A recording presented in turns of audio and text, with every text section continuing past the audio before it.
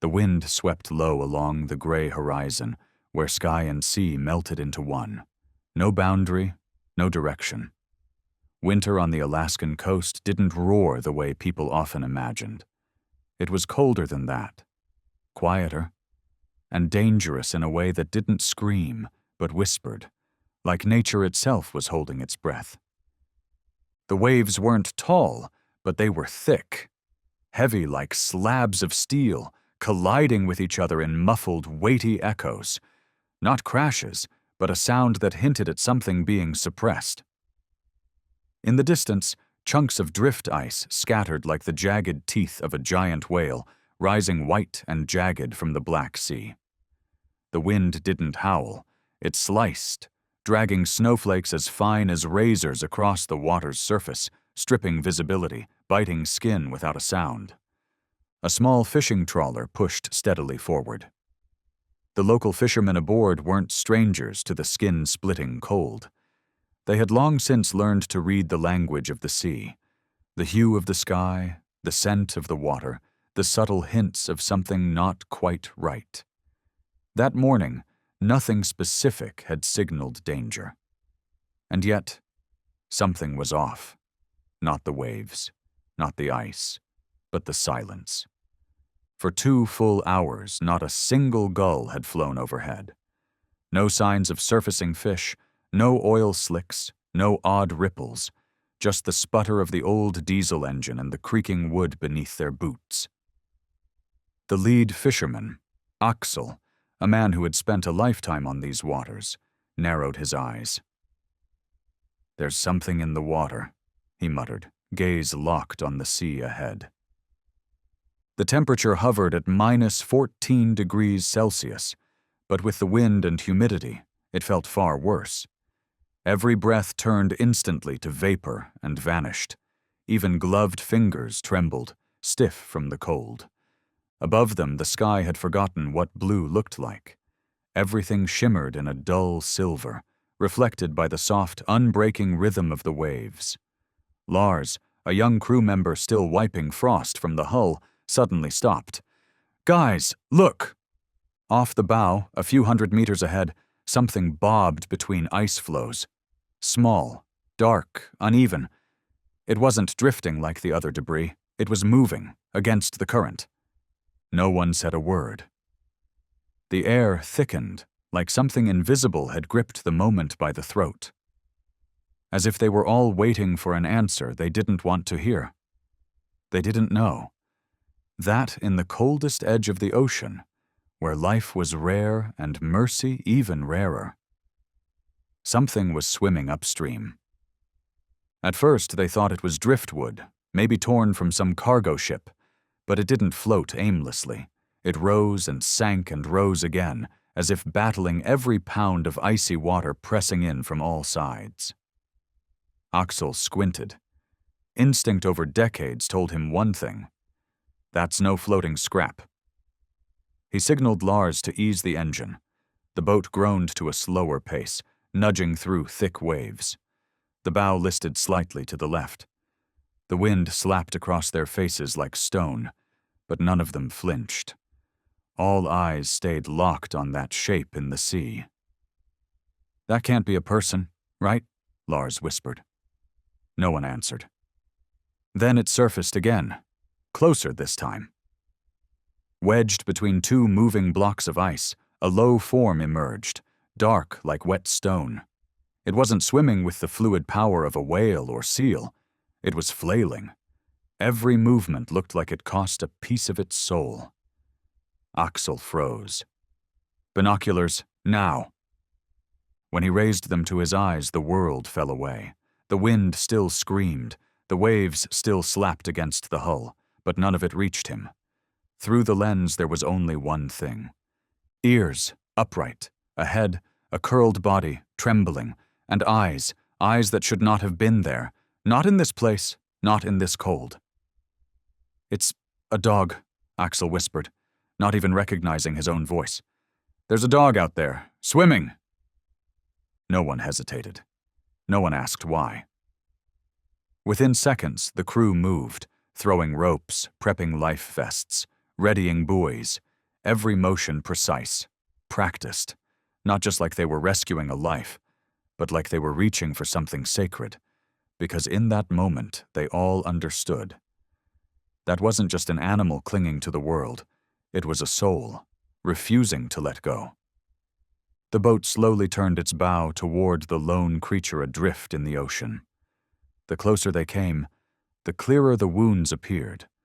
A raw patch along the flank, fur clumped and salted by the sea, and eyes nearly shut, yet still trying to open, as if searching for something, or someone, on the horizon.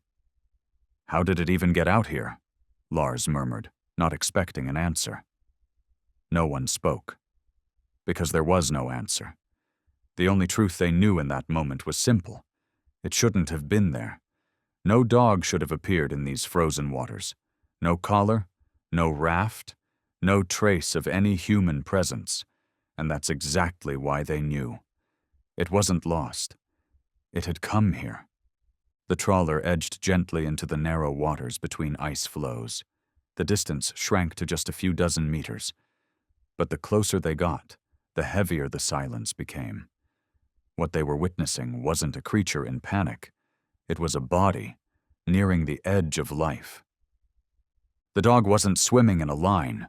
Its front legs slashed the water in clumsy, uneven strokes, each movement betraying exhaustion.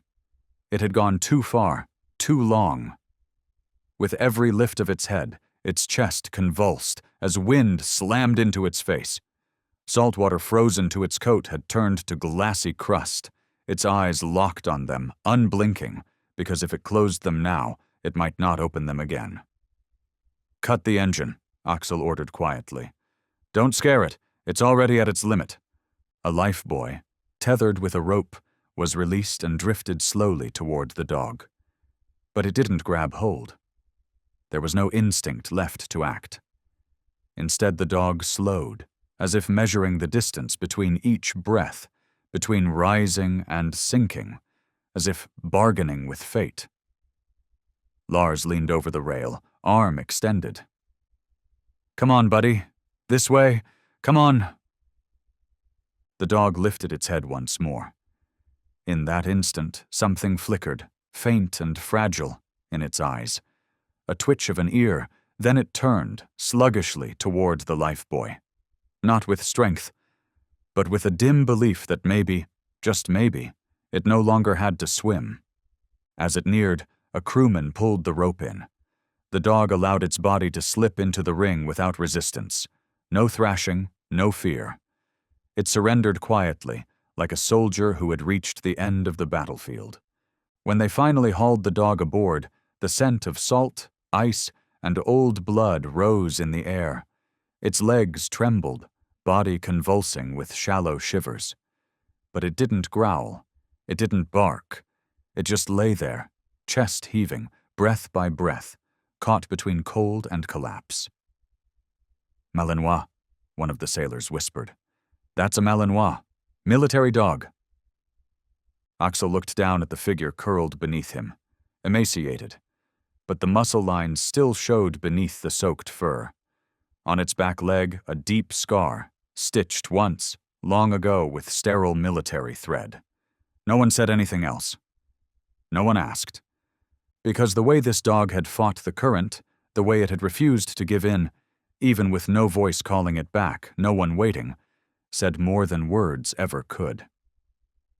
They wrapped him in towels, fired up the cabin heater, and covered his ice-bitten frame with coarse cloth. The dog didn't move. It just breathed. Slow. So slow, but it breathed. The boat turned carefully, carving through the ice toward the harbor. In the wheelhouse, silence reigned. Outside, the wind kept scraping across the metal hull, as if testing the resolve of those who had survived, man and dog alike. Beside the small heater on the corner of the deck, the dog lay bundled in 3 layers of coarse cloth. The warmth did not bring him fully back. It only stopped the trembling. His head hung low, eyes closed, breathing stretched thin like a thread pulled taut between life and whatever waits beyond. Lars sat close, rubbing his hands constantly, both to stay warm and to pass on any trace of heat to the figure beside him. He whispered, barely audible, not even sure if he was speaking to himself or to the dog. "I don't know how long you swam, where you came from, or why you made it all the way out here." Axel returned from the wheelhouse, carrying a handheld microchip scanner, the kind fishermen used for tagging marine catches or lost livestock. He passed it slowly along the dog's neck. Nothing. Down over the chest. Still nothing. One final sweep along the spine. Utter silence. "No chip," he said, shaking his head. Lars looked up. "Could the salt water have damaged it?" "Maybe, but it's strange. Wild or trained, nearly all of them are chipped as pups." Axel knelt beside the dog, gently parting the matted fur around its neck. No collar, no tags, no trace of identification. Just dark fur, tangled and rough, and an old scar running tight beneath the left side of the jaw. A wound that looked like it had once caught on wire, healed without care, forgotten. He leaned against the rail, quiet for a long time. "This animal was trained," he said. "Look at the legs, the breathing, even the way it lies near the fire. It's not a house pet, and it's not wild. Someone once fought beside him." No one replied. They didn't have to. Only a creature trained under the harshest conditions could swim through miles of freezing water and still refuse to give up. And only the ones who had lost the place they once belonged would swim toward a place where no one was waiting. By the time the boat docked, the sky had turned to a heavy shade of lead, Alaska's winter morning light, too dim to be called day, yet not dark enough to be night. Everything looked faded, soaked in cold, and pressed into the skin like a reminder. This was no place for the weak. They carried the dog down wrapped in 2 thick cloths, as if he were something fragile or already gone. No one said it aloud, but the question hung quietly behind their eyes. Would he survive the night?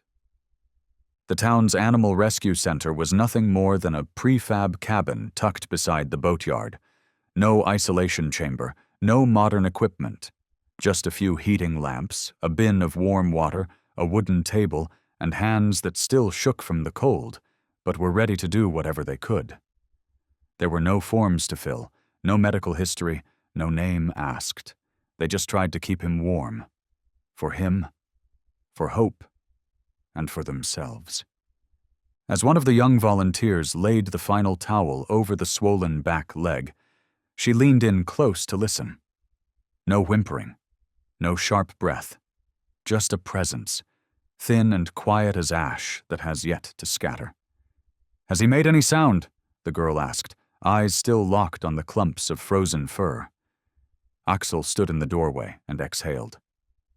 "Since we pulled him from the water, not a single one." A boy cleaning gauze nearby looked up.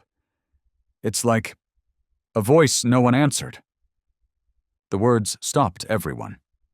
They didn't meet each other's eyes, but all of them turned toward the figure lying beneath the red lamp. Quiet, shivering now and then, but still here. Axel reached for the pen on the table and wrote on the temporary tag. ECHO, all uppercase, clear and steady. Not because he was strong, but because he had once been a voice that nearly vanished. A few strangers stopped by the shelter, curious about the truck parked outside. One of them peeked into the warming kennel and shook their head. "This one won't make it. Look at his eyes." But in the corner of the room, beneath the soft heat of the lamp, those eyes, clouded by frost and barely open, were still watching. Not watching people. Watching something else. Something no one else could see. And as if he understood the words that had never been spoken out loud, he stayed. Even without a name being called. Even with no one sure he could still hear it. He stayed. Waiting. 3 days had passed since Echo was brought into the shelter. In all that time, He had not growled, not howled through the night, not startled from pain or fear. He had not wagged his tail when anyone approached, almost as if that social instinct had never existed in him at all. Echo lay inside the smallest kennel, tucked into the farthest corner from the central heater. The staff had placed an old mattress beneath him, cleaned and dried, with a thin blanket and a bowl of warm water that was refreshed regularly. But he never touched any of it. When the caregiver opened the kennel door to slide in a dish of food, Echo did not shift. He did not flinch. His eyes didn't follow the movement. He simply lay curled up, chin resting against his front paws, his gaze unfocused, as if the world had retreated from him, leaving behind only a body that still remembered how to breathe. Some of the other dogs at the shelter, those abandoned, lost, mistreated, would often show caution at first, then gradually begin to adjust. But not Echo. He didn't resist. He didn't approach. He didn't seek anything. He wasn't afraid. He wasn't hopeful. He just withdrew. Clara, one of the longest-serving volunteers at the shelter, made a habit of sitting in front of his kennel each morning. She didn't call his name. She didn't try to pet him like she did with the others. She simply sat, placed a small notebook on her lap, scribbled a few lines now and then, and looked at him, quietly. "There's a kind of silence that makes you feel at peace," she wrote once. "But then there's the kind that makes you feel like someone has left you in a dark room. And Echo is the second kind." Echo didn't know what Clara was thinking, but he could feel something in her gaze, something that didn't try to control, didn't command, didn't judge. And maybe that was why, for the first time in 3 days, he blinked. It was such a small motion that anyone else might have missed it. But Clara didn't. She didn't smile, didn't say a word. She simply wrote a new line beneath the last. "Today," Echo blinked. "Maybe it was dust, or maybe he knew I was here." That night, as the last of the staff turned off the hallway lights, the shelter's soft yellow sleep lamps glowed faintly. The heaters pulsed on a timed rhythm, keeping the air just warm enough. Echo still didn't sleep. He lay on his side, eyes open, ears turned towards the door. He didn't relax, didn't settle. He stayed alert, not for himself, but as if guarding something that had already been lost. On the 4th morning, snow fell lightly across the town. The flakes were thin as silver foil, dusting the shelter's old glass windows with a soft, fogged haze. Light passed through in a gentle hush, more muted than bright. In the common room, volunteers moved quietly through their routines, preparing breakfast for the dogs. The soft clinking of spoons on metal bowls, the trickle of water from the kettle, the faint scent of warm food rising into the winter air. It wasn't home, but it was warmth, in the way a way station can still shelter something waiting to begin again. Clara was reviewing the vaccination schedule when Lars, the intern who had only been at the shelter for 2 weeks, stepped in, a damp piece of cloth in his hands. It was freshly swapped from Echo's kennel. He exhaled a long breath, brushed the snow off his shoulders, and spoke in a voice caught somewhere between a joke and something else. "That Malinois, I've never seen one that quiet. Even the older dogs around here know how to glare at people. But him—" He trailed off, staring at the faded paw prints still faintly pressed into the fabric. "Honestly, it doesn't feel like he's living here. More like—" Lars scratched the back of his neck, searching for words. "Like a soldier who left his dreams behind." The words slipped out without intention. No grand meaning. But the moment they landed, the room seemed to soften, just slightly, as if something unspoken had been acknowledged. Clara looked up from her notes. She watched Lars for a moment, then gave a slow, thoughtful nod. "Maybe you're right," she said, like he was trained for something else, a different place, a different purpose, and then pulled away from it without anyone explaining why. Lars gave a small laugh, but the lightness had left his voice. He bent down to wipe a smudge off his boot, then said, quieter now, "Do you think maybe he's still waiting for a command?" Clara didn't answer right away. Her eyes drifted toward Echo's kennel. Just a corner of his back was visible from here, unmoving under the soft red glow of the heating lamp, like a brush stroke of ink across a blank page. "Not a command," she said at last. "Maybe he's waiting to hear a familiar voice, not to know what to do, but to remember why he still exists." The room fell silent for a few moments. Only the low hum of the heater remained, spinning its steady rhythm against the cold. Lars turned away, but the phrase he had spoken still echoed in his head. A soldier who left his dreams behind. And for reasons he couldn't explain, it felt exactly right. Some dogs came to the shelter because they were abandoned. Some because they lost their way. But Echo hadn't been abandoned. He had been taken from the place he belonged. The shelter had a quiet tradition. Every animal brought in, no matter how nameless or undocumented, was given a name within 3 days. Not to call, but so they wouldn't be lost. Not in the files, or in the captions under their photos, or in the memories of those who crossed their path for just a moment, but so that they would remain somewhere, somehow.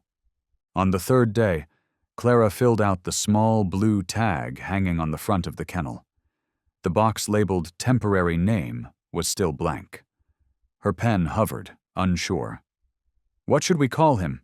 she asked aloud, as if posing the question to the room, or maybe to herself. Lars, sweeping the floor nearby, paused and looked over his shoulder. "Echo." Clara turned. "Why Echo?" He shrugged.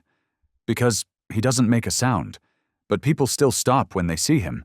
It's like an echo. It doesn't come from him but from something that once was, somewhere, and now it's coming back." His explanation wasn't exact, but it didn't need to be. Clara was quiet for a moment, then nodded. No corrections, no counterthoughts. She simply wrote the name in bold, even print. Name, Echo under special notes, she added. Does not respond to name, does not bark or growl, just a steady gaze, as if listening to something far away. From that moment forward, every time the volunteers changed shifts, they would call softly, "Echo." They didn't expect a reaction. They just called, as if holding on to the thin, invisible thread that connected them to the silent soul in the corner. And slowly, the name became a whispered habit. Someone would murmur it while setting down a bowl of food. "Hello, Echo." Another would pat the corner of the mattress.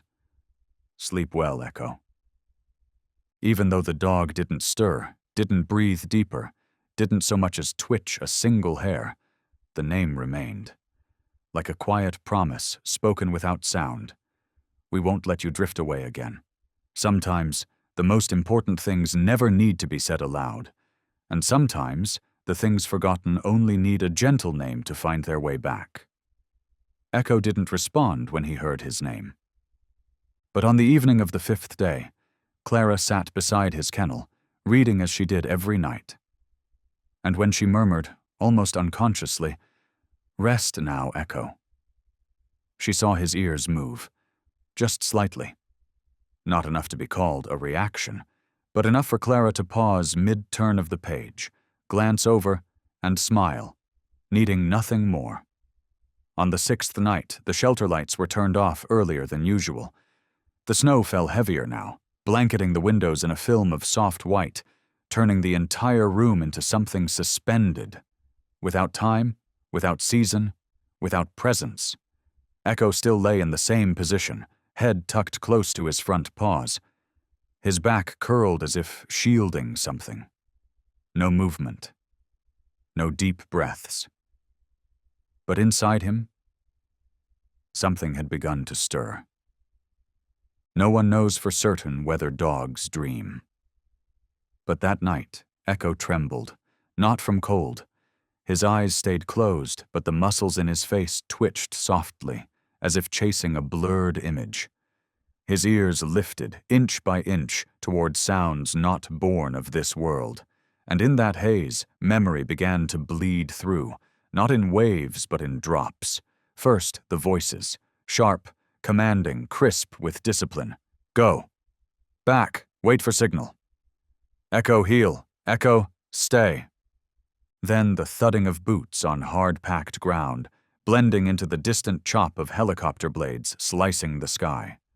The scent of smoke, of gunpowder, and a cold not of winter, but of metal, thick in the air before every strike.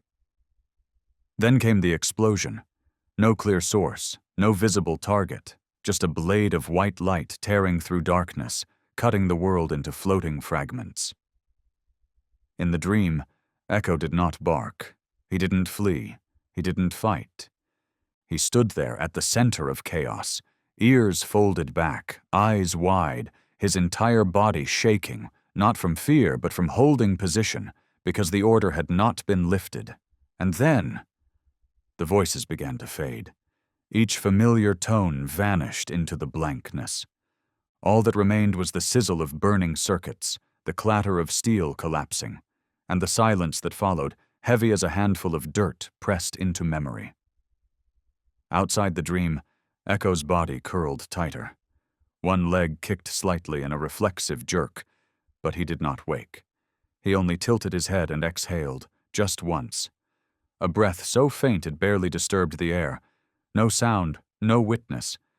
But in his mind, it echoed, like a voice across a distance once known, from a place now gone, from someone no longer there, from the very name they used to call him, Echo. The shelter lay quiet beneath the morning snow, a day like any other, or so it seemed. Until the old wooden door creaked gently open, pushed inward by a man no one recognized. He didn't ring the bell, didn't knock. He simply stepped inside, as if he had once belonged here, long ago. Clara was jotting notes behind the front desk. She looked up, startled for just a moment. The man wore a dark, weathered military coat, dusted with sea salt and threaded with faded fibers. His boots tracked heavy snow across the floor. On his shoulder was an old tactical pack, worn at the seams, unmarked, no logo, no name tag. And that, more than anything, made him stand out, as if he belonged to a unit that no longer existed. "Hello?" Clara called. The man didn't answer immediately. He stood in the doorway for a long breath, eyes sweeping slowly across the room, as if searching for something, or someone. Then, with a slight nod, as if confirming he wasn't mistaken, he spoke. "I'm Isaac," he said.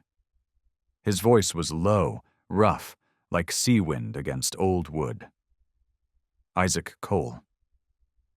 The name fell into the air like a quiet current of electricity. Clara frowned. It sounded familiar, though she couldn't place why. "Can I help you with something? This is a rescue shelter, not a clinic, or there's a Malinois here." Isaac cut in, not urgently, not sharply, just simply. A statement. Clara nodded slowly. "Yes, there is, but we don't open the isolation wing to walk-ins. Are you family to the previous owner?" Isaac didn't reply right away. He reached into his coat and pulled out a folded sheet of paper, creased, smudged, nearly torn along the folds. He opened it carefully and laid it flat on the counter. It was a grainy, color-washed photo, clearly from a security camera. In it, a Malinois curled on a heating pad, eyes half open, the warm light tracing his spine. Echo. "The person who sent me this didn't leave a name," Isaac said. "Only this note. If you're still alive, maybe, so is he." Clara looked up. The man standing before her wasn't angry. He wasn't grieving. He was hollowed. like someone who had stood in front of too many graves without markers. Something behind him, not the wind, sent a chill up her arms. This man wasn't just searching for a dog. He was searching for the last surviving fragment of a memory that the dark had not yet erased. Isaac Cole stood in the center of the old wooden shelter, the gray light of the Alaskan morning tracing his silhouette in the pale tones of pencil sketch. He appeared to be in his early 40s, though his real age was impossible to guess. Not because he looked young, but because whatever youth he once had long been taken. His frame was tall but lean, not the leanness of skipped meals, but of someone who had learned to live light, to run when needed, to endure, and to vanish. Beneath the thick coat, his wrists showed, tanned, calloused, marked by old scrapes and a network of small scars that looked like a map of places no one ever wanted to return to. A long scar ran from his left brow down across his temple. It had healed long ago, but when he turned his head, the skin pulled slightly, as if the memory it carried still moved beneath the surface. His face wasn't sharp, not striking, but something about it made people keep looking, not the features, the eyes, smoke gray, not entirely empty, but not entirely hopeful either. They looked through people, past the present, and into a place where no one had survived. Whenever Isaac looked at someone, it felt as though he was checking, testing if they were real, as if the world had tricked him too many times, and now he trusted nothing with a shape. Lars, just arriving for the morning shift, froze when he caught sight of the man. He leaned in close to Clara, voice hushed. Who is that? He looks like dash dash. Like someone who's come back from a place no one ever should, Clara said softly, eyes never leaving Isaac. And that was true, because even standing in a warm room, surrounded by the metallic clatter of food bowls, the low hum of heaters, the faint scent of dry kibble, Isaac still looked like a man lost in a war zone. Only this time, there were no gunshots, only the stillness, the kind that warned something was about to move. Isaac didn't offer explanations. He didn't present papers, didn't state his claim over the Malinois lying just steps away in the isolation wing. He said only one thing. I came because of a message. Clara frowned slightly. A message? Isaac nodded once. From inside his coat, he pulled out an old phone, so outdated it displayed only in monochrome, its frame chipped, its rubber buttons worn to a sheen. He opened the messages and handed it to Clara. On the screen was a blurry still from the shelter's security camera. Echo, lying in his kennel, golden light cutting across his spine. Beneath the image, a single line of text. If you're still alive, then maybe, so is he. No sender number, no name, no location metadata. Just a block of data sent through an old secure channel, one used only by operatives trained to encode without being traced. A kind of message only someone from a special forces unit would know how to send. Or to recognize. Clara studied the photo, then looked back at Isaac, slowly. Do you know who sent this? Isaac shook his head. Number, but I know one thing. It wasn't by mistake. He turned toward the window. Outside, the snow kept falling in gentle, deliberate patterns, turning the world white, so white that anything with color seemed impossibly vivid. There were 6 of us, 5 people, 1 dog. Each of us had a private signal, and you only send it if you believe someone made it out. Clara's fingers tightened slightly on the phone. And you think this photo is proof that this dog is your echo? Isaac didn't answer right away. He took 1 step toward the small door that led into isolation. His hand was steady, but his eyes, something in them blurred. Not from memory, from disbelief. Disbelief that he could still be here and see a part of his past made real again. "He saved my life," Isaac said, "more than once. I thought I'd left him behind for good, in the whiteout." Clara asked nothing more. Some people don't return from the battlefield whole. They come back with only one question lodged in their bones. What I left behind? Is it still there? She turned and opened the door to the isolation wing. The old hinge gave a soft groan, as if surprised that someone not staff, not medical, not routine, was crossing through today. Isaac followed. Each step was heavy, measured, not hesitant, but weighted with something unspoken. Overhead lights cast long beams down the corridor, streaking across the gray cement floor.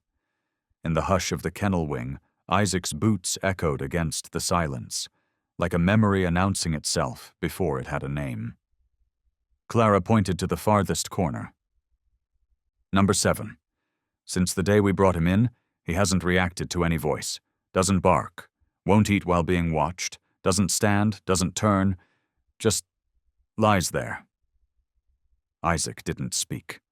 He moved forward, and with every step it felt like the room itself leaned back, making space for what was about to arrive. And then Echo opened his eyes. Not from the noise, not from the light, but from something else, something unseen, but recognized. The moment Isaac walked past the kennel, Echo rose. Not with panic, not with survival reflex. He stood using muscles that had forgotten movement, with a spine that had frozen into stillness, with legs that trembled but held. Clara gasped.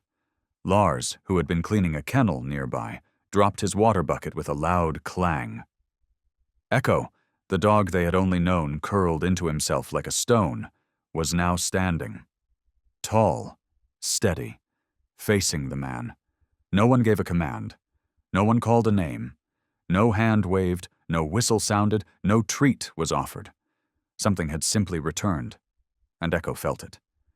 His gaze locked on Isaac. He didn't blink, didn't tilt his head, didn't hesitate. He just stared, as if everything else had faded away, and only one thing remained.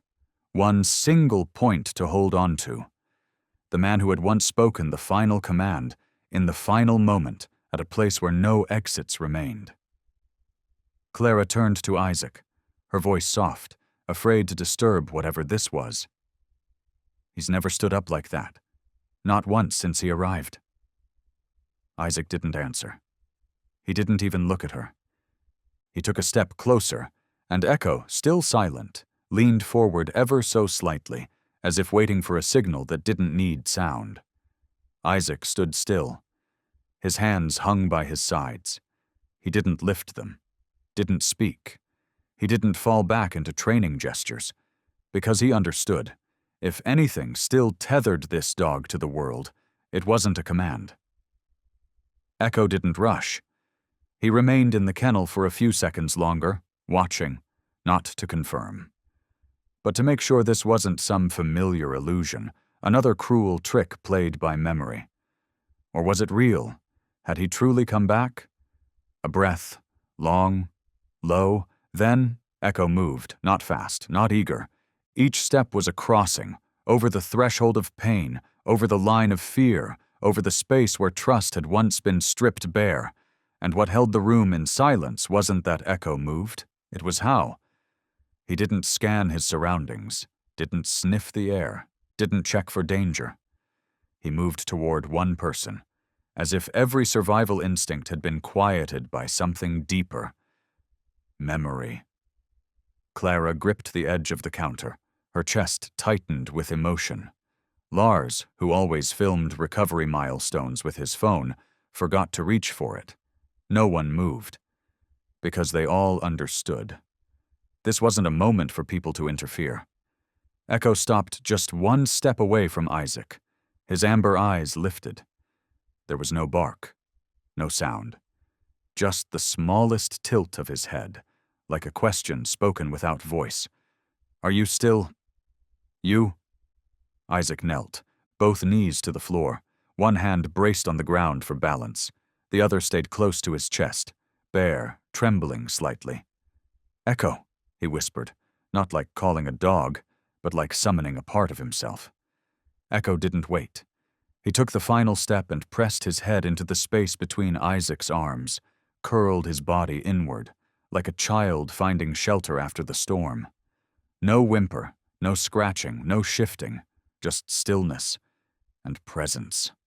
Isaac closed his arms around the trembling frame, holding onto him as if holding a memory that had somehow survived everything else. On his scarred face, for the first time in years, a single tear fell. Not from pain, but because something he thought had died out there in the white, had waited, had stayed, had made it home. For soldiers, memory doesn't drift. It doesn't flow like water, because it isn't a current. It is a carving, a mark. And for Isaac Cole, that night in the North Atlantic was the deepest cut of all. 9 years ago, he and SEAL Team 17 were deployed on a black operation, off-map, off-schedule, off-record. No support, no contingency, just a set of coordinates, over 300 nautical miles from the nearest coast in a stretch of gray water, and a mission marked Priority, Black Level. The tactical submarine was disguised as a marine research vessel, 6 men, 1 K-9 unit, and 1 Malinois. His name was Echo. Call sign TE-167. Echo was not a standard patrol dog. He had been trained for highly specialized warfare, identifying radio suppression tech, sniffing out microelectronic explosives, devices no enemy commander had yet imagined a dog could detect. To Isaac, Echo was never just a tool. He was a teammate, a second set of eyes, the 7th soul in a 6-man squad. They didn't talk much. No one on a ghost mission does. Above deck, only the ocean made sound, waves hitting steel hull in long, measured pulses like a heartbeat under pressure. Echo would lie at Isaac's feet, head resting on his boot, eyes closed, ears tuned. He didn't need a command to know. They were heading into a place where return was not a guarantee. That night, less than 2 nautical miles from their target, everything began to go wrong. Radar static, atmospheric disruption, communications blackout. And then, the first warning. Not a sound, but a rupture, a distorted, dragging whine impossible to place, until it was too late. A thunder crack shattered the waterline, then a flash, blinding white, slicing through the hull like a razor through fog. Isaac remembered it too clearly. The last image he saw in the command module, Echo's eyes. Wide, alert, snapping toward the noise, then launching toward the maintenance hatch. And then, the world disappeared. Darkness fell, but it wasn't the darkness of night. It was the darkness of ruptured steel, of seawater flooding through the breach, of systems dying mid-function, of light swallowed in a single pulse of violence. When Isaac regained consciousness, the world was black, the kind of black that had weight. He couldn't feel anything except the pressure crushing his chest and a high-pitched roar drowning in his skull. No alarms, no voices, only the groan of a dying vessel. He clawed his way upright, hands scraping against freezing water. The emergency beacon blinked dimly overhead, its red light fluttering like a faltering heartbeat. Blood dripped from his temple. He didn't remember why. A fall? Shrapnel? It didn't matter. What he remembered, what mattered, was that no one answered the signal. Half the compartments were already flooded. The emergency doors were jammed. Comms were dead, silent. SEAL Team 17, the best of the best, trained for missions no one else returned from, had been swallowed whole. The submarine tilted. Its bow dipped downward, pulled by some unseen force below the surface, something vast and merciless, dragging them into the deep. Through the fractured steel hull, Isaac caught faint shadows moving outside. Not his men, not allies. Enemies. They weren't there to rescue. They were there to erase. It had been a perfect ambush. No survivors, no evidence, only twisted metal and a new list of the missing. Isaac knew, if there was any way out, it had to be now. He staggered toward the auxiliary chamber on the starboard side, the one holding emergency escape gear. But just as his hand touched the panel, he felt something behind him.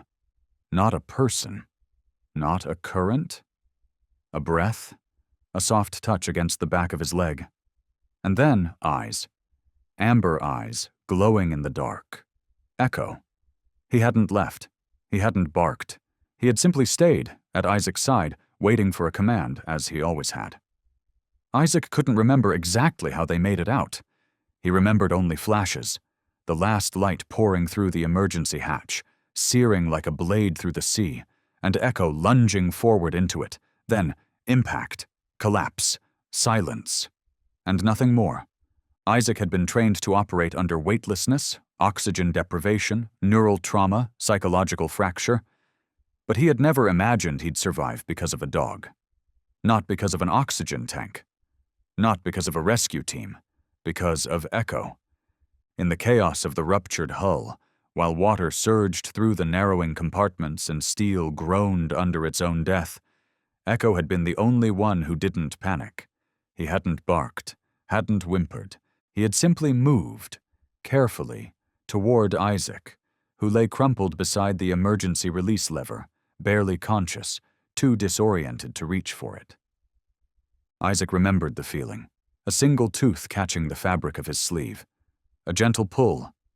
Not forceful, not frantic, just a primal message. Get up. We can't stay here. Echo stepped back half a pace, then looked over his shoulder. His eyes weren't pleading. They weren't hopeful. They were the eyes of a soldier, looking to his commander for the final green light. Isaac forced himself up, gripped the handle, pulled. The hatch blew open, and the sea roared in. Echo was ripped backward by the force, but he kicked, turned into the current, and reached Isaac just as consciousness began to fade.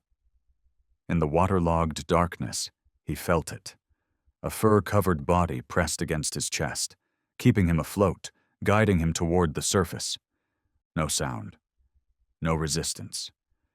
Just a steady rhythm of movement, as if rehearsed 1,000 times for a moment no one ever taught, for a moment no one ever wanted. When Isaac broke the surface, the cold hit like a blade splitting his spine. His vision was blurred, salt, blood, exhaustion. But the only thing he saw was Echo, his drenched head bobbing just feet away, circling, refusing to leave. He carried no float. He had never been trained to rescue humans from open sea. And yet, he stayed, not out of command, but instinct, or maybe a vow that never needed words. No one survived the blast, except two beings who didn't need orders to know where to go. After that rise through freezing water, Isaac's world faded into fragments. He didn't remember how he was hauled onto a passing naval patrol boat, how many hours had passed in that cutting cold, how close he had come to slipping under for good. He only knew one thing. He was alone. No one spoke of Echo. No one reported finding the dog. No body, no signal, just emptiness. The file was sealed in 3 days. SEAL Team 17, presumed lost in the North Atlantic under non-recoverable conditions. The mission was never acknowledged, the debrief never made public. And perhaps because no one in command believed a dog could have saved a man. Isaac tried to speak. In a closed interrogation room, under cold lights and an aging recorder, he spoke of Echo, of the tug on his sleeve, of the circles swum in freezing water, of those eyes locking with his before vanishing into ocean fog. He was alive. I know it. A senior officer across the table offered only a slow nod. Maybe, but there's no confirmation, and no reason to reopen a file over a dog. From that moment on, the name Echo vanished from all records. Only 6 soldiers were listed as missing, and 1 survivor, bearing scars on the body, and a name louder in silence than any call sign ever issued. No one knew. That was the moment Isaac chose to disappear. He didn't accept the medal. He didn't return to base. He didn't attend the funerals. There was only one thing he did. He sent a single message to the director of the K-9 training division. If anyone finds a Malinois with the tag TE167, tell him I'm still here. But year after year, no one replied. No photo, no ping, no echo. Only silence remained. Isaac hadn't chosen to survive. He had simply woken up on a cold shoreline in a temporary cell, surrounded by questions and forms smeared with blacked-out lines. From that moment on, he was no longer part of any unit. No official designation. No public record. No discharge papers. No military benefits. Just a single line embedded deep within the classified system. SEAL operative. Codename 011A.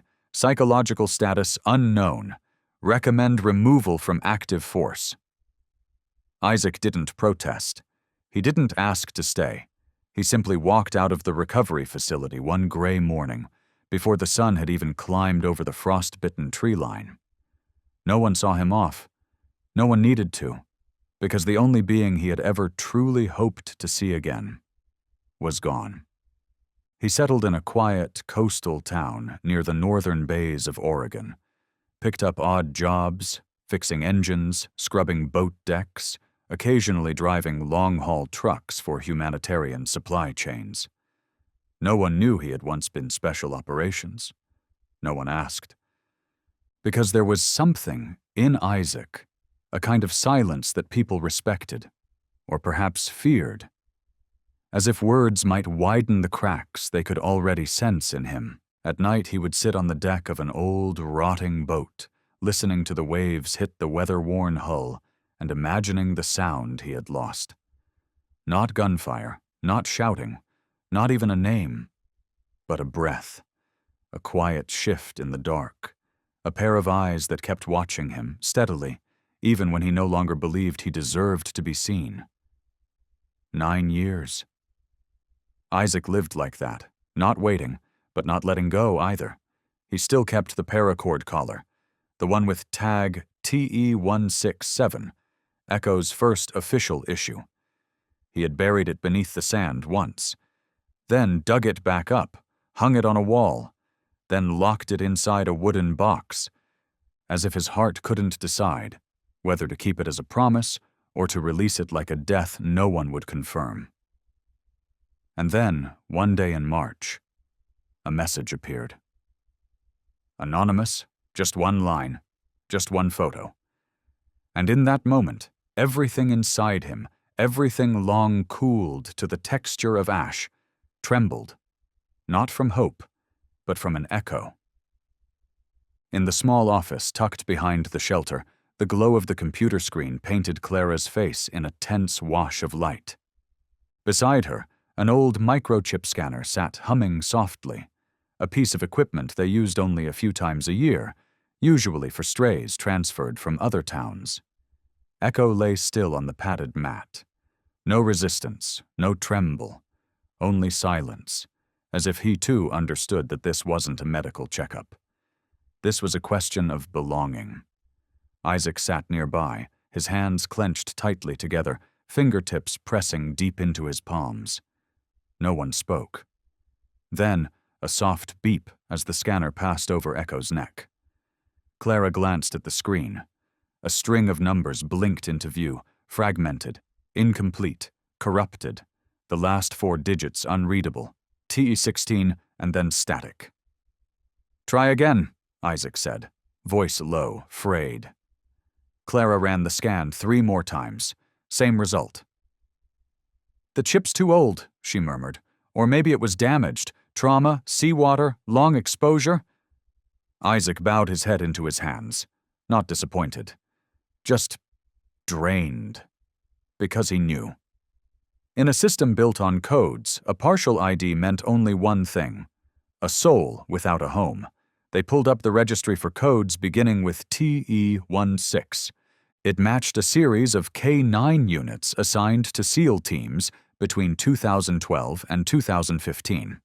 But every associated file was inactive, each one stamped with cold notes.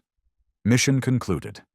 ID unrecoverable, missing or decommissioned. Clara bit her lip. There's no way to confirm 100% that he's your Echo. Isaac stayed quiet for a long time, then whispered, I don't need 100%. He looked up. I just needed one look, and he gave me that, like he never forgot. Clara turned toward Echo, still lying on the mat, eyes steady.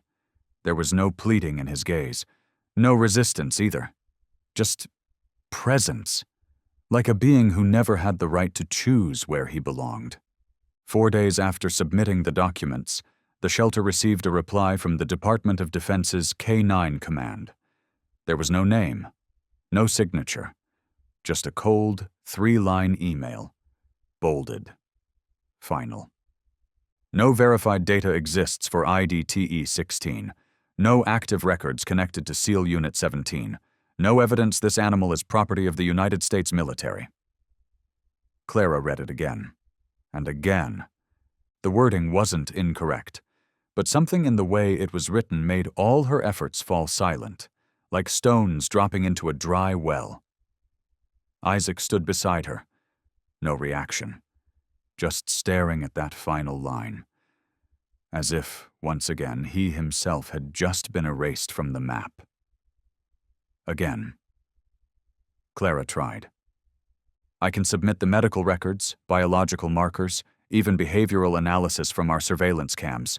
We have a full video of Echo reacting to you, clearly recognizing you.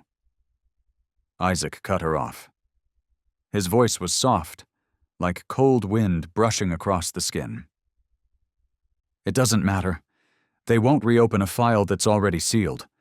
Because if they admit he ever existed, then they have to admit they left a teammate behind. Clara's fingers curled into a fist. She'd grown used to silence, to denials, to the practiced indifference of systems that preferred forgetting. But the way the military dismissed a dog who had saved a man with a 3-line email made her feel something tight and breathless in her chest. Echo didn't flinch. He remained on the mat in the waiting room. No reaction to the decision. No reaction to being denied. No reaction to being erased. As if he had long accepted he was never allowed to be someone, only something. Isaac stepped out of the office, saying nothing more. Outside, the April wind cut like winter's tail. He pulled from his coat a small laminated card, once used to confirm command authorization with Echo. It was faded now, the numbers nearly worn away, the edges curled. He considered throwing it out, but instead he folded it once, carefully, and tucked it back into his inner pocket. Because sometimes a command that's no longer valid is still proof that once you were trusted. On Monday morning, Clara received a call. The number was unlisted, an out-of-region prefix with no name. The voice on the line was male, precise, polite, and so void of tone it could have belonged to any age, any face. We've been informed your shelter is currently housing an unregistered Malinois exhibiting signs of specialized training. Clara's grip on the phone tightened. Who is this? We're the Tactical Behavior Research Unit, a division under the Strat-Tech Corporation. We reconstruct military canine response patterns in controlled simulations. We'd like to purchase the subject known as Echo for use in tactical modeling. She cut in. He's not a model. Silence. Then, we're prepared to offer a generous figure for a specimen of such rare operational memory. From his gaze to his reflex arc, every data point would be invaluable to the next generation of soldier training programs. All we need is your approval. Documentation can be processed within 72 hours. Clara hung up. 10 minutes later, she told Isaac, while they were scrubbing down the shelter's back corridor. He didn't say a word. He simply leaned against the wall, staring through the back window. Echo lay in the yard, basking in a patch of afternoon sun. His ears twitched faintly with the wind, eyes closed, not asleep, not guarding, just still. "What do you think?" Clara asked quietly. Isaac replied without looking away. "They don't want him. They want a version of him, without memory, without choice, without feeling." Clara nodded. Because she understood, too, that to those who once turned war into industry, a breathing dog was no longer a being. It was a prototype, an extractable algorithm. Pain reduced to data points.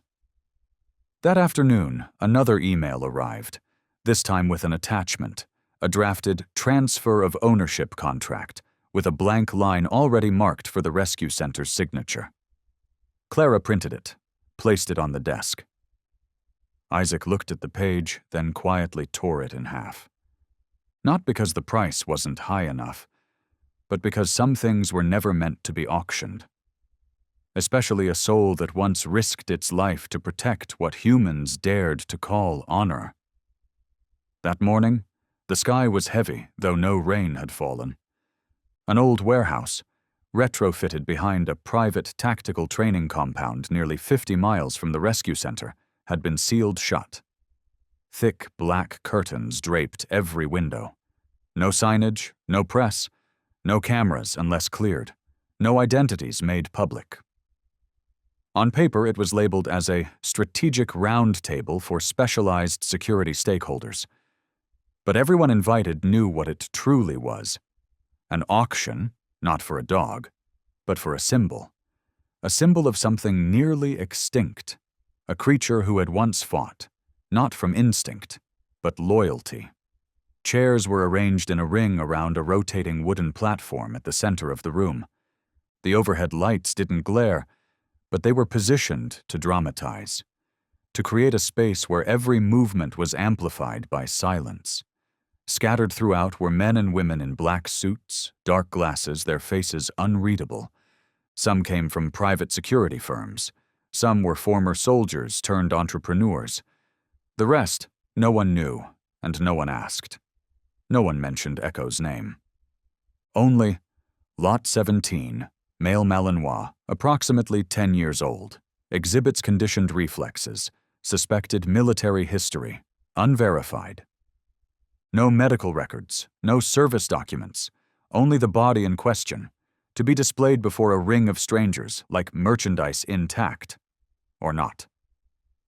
A man in his 50s, hair slicked back, a thin gold band on his hand, stepped onto the platform.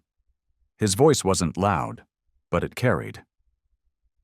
"Ladies and gentlemen, the item before us is not merely a creature, but a doorway to an era where honor, instinct, and discipline converged in one living form. Please observe, and, if you see worth, submit your offer." No applause. None needed. This wasn't a place for admiration. It was a place for valuation, measured not in emotion but currency. A silent gesture from an assistant, and the steel side door creaked open. Echo was led in. No leash, no muzzle, no collar, just the soft sound of paws pressing against a damp wooden floor, beneath the weight of eyes that saw not a being, but a calculation. He emerged from the shadow of the steel frame, neither pulled nor guided. There was no eagerness in his step, no resistance either, just a weary motion, the kind that comes when every muscle has memorized how to function, without purpose.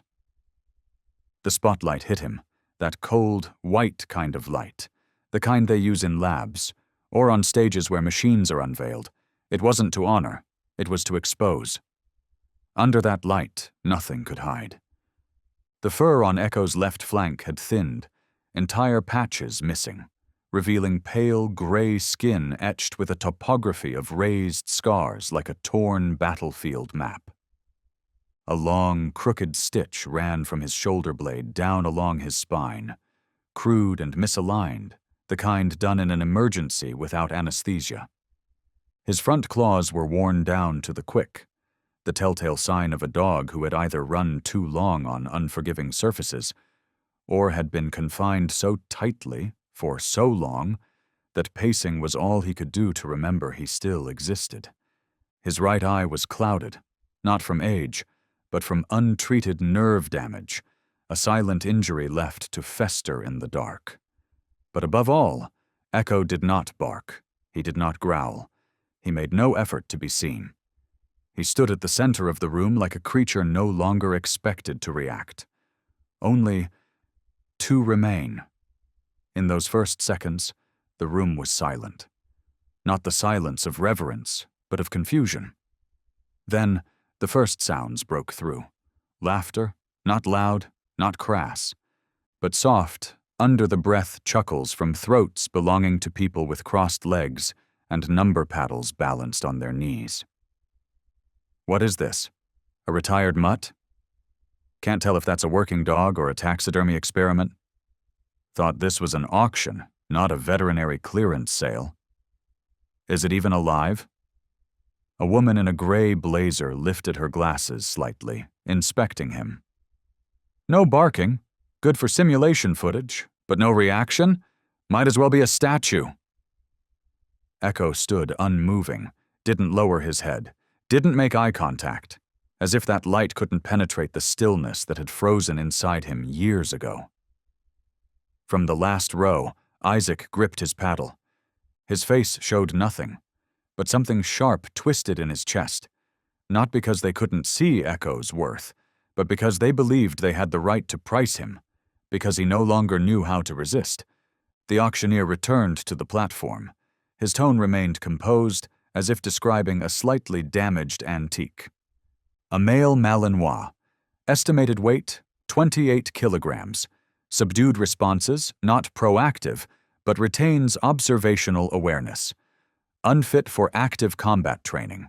Potential use for prototype behavior modeling. Starting bid, $500. No one moved. A pause. Then, clearer laughter echoed from a man in a linen shirt, neatly parted hair. I'll offer 2 bags of dog snacks for the wooden statue. The room broke into quiet, collective laughter. Not loud, but in unison. The kind of laughter that comes from people well-trained in turning pain into entertainment. Another leaned over, foe frowning toward his neighbor. With reflexes like that, he's better off guarding a museum vault. The woman in the gray blazer tilted her head, raised a hand lazily. $1 for his photo on a training poster. What happens when you underfund discipline? Heads nodded. Some chuckled under their breath. No one looked at Echo as a living being with a past, just an outdated artifact, standing in the wrong era. The auctioneer steadied his voice. If there are no serious offers, we will remove Lot 17 from today's session. Second call, starting at $300. Still, no hands were raised. No one looked at Echo like he existed in the present tense. They watched him the way one evaluates a failed prototype, something once promised, but ultimately disappointing. Isaac remained still. He looked at Echo as if he were looking into a mirror from years ago, judged by the surface, cut from the unit simply for surviving. Asked, "What use are you now?" And Echo, he didn't bark, didn't glance at the crowd, didn't step back. He simply stood, like a soul long accustomed to being the one never chosen. The laughter began to fade, as though someone had turned down the volume of the room to nearly nothing. No gavel strike, no shuffling of papers, just a silence that forced everyone to slow their breath. Echo still stood, his shadow stretching across the sterile, pale floor, unmoving, unlooking, unperforming. He didn't try to be strong. He just endured. The room slipped into a speechless zone, not out of awe or regret, but because there were no jokes left. Every effort to belittle had collapsed in the face of a creature who did not react, did not resist, and still had not fallen. A man in the corner stood abruptly, adjusting his tie, a weak attempt to dispel the awkwardness. "I suggest," he offered, "if no one bids, we can use it as a posture model for the interns." His voice echoed in the still room, but landed nowhere. Because just then, a chair scraped the floor. From the last row, a man rose to his feet. No one turned around immediately. Only when he stepped forward into the light did all eyes follow him. Long coat, black cap, a faint scar cut across his left cheek, thin, upright, eyes hollow, and as silent as the creature standing on the platform. Murmurs rustled the air. The auctioneer hesitated, eyes flicking toward the list in front of him. "Excuse me, sir, are you registered with a bidding number?" Isaac didn't answer. He simply raised his hand. And from inside his coat, he pulled out a number card, not from this event, but from an auction long ago, one that had been removed from official records. He held the number card up, steady hands, no clenched lips, no trembling, only the eyes locked on Echo, and Echo, for the first time since stepping onto the platform, lifted his head. No turning, no searching, just lifted and saw. A silent thread connected them. Two beings once dismissed, two presences once forgotten, a man with no unit, a dog with no identification, but both still had each other. The room stilled, as if it had brushed against an invisible threshold. A long silence followed, not out of hesitation, but because no one knew how to place value on what had just unfolded. The air froze. The auctioneer glanced quickly at the guest list, then back at Isaac, the man with no bidder ID, no file on record, no affiliation, only that gaze. A gaze that no longer needed to be acknowledged, because it had learned to exist without acceptance. He asked carefully, "Sir, how much are you offering for Lot 17? Isaac did not speak. He didn't look at anyone, didn't seek approval, didn't wait for permission. He simply pulled a folded piece of paper from inside his coat, creased 3 ways, yellowed at the edges, softened like something carried for years in a wallet. He opened it. On the paper was a handwritten number.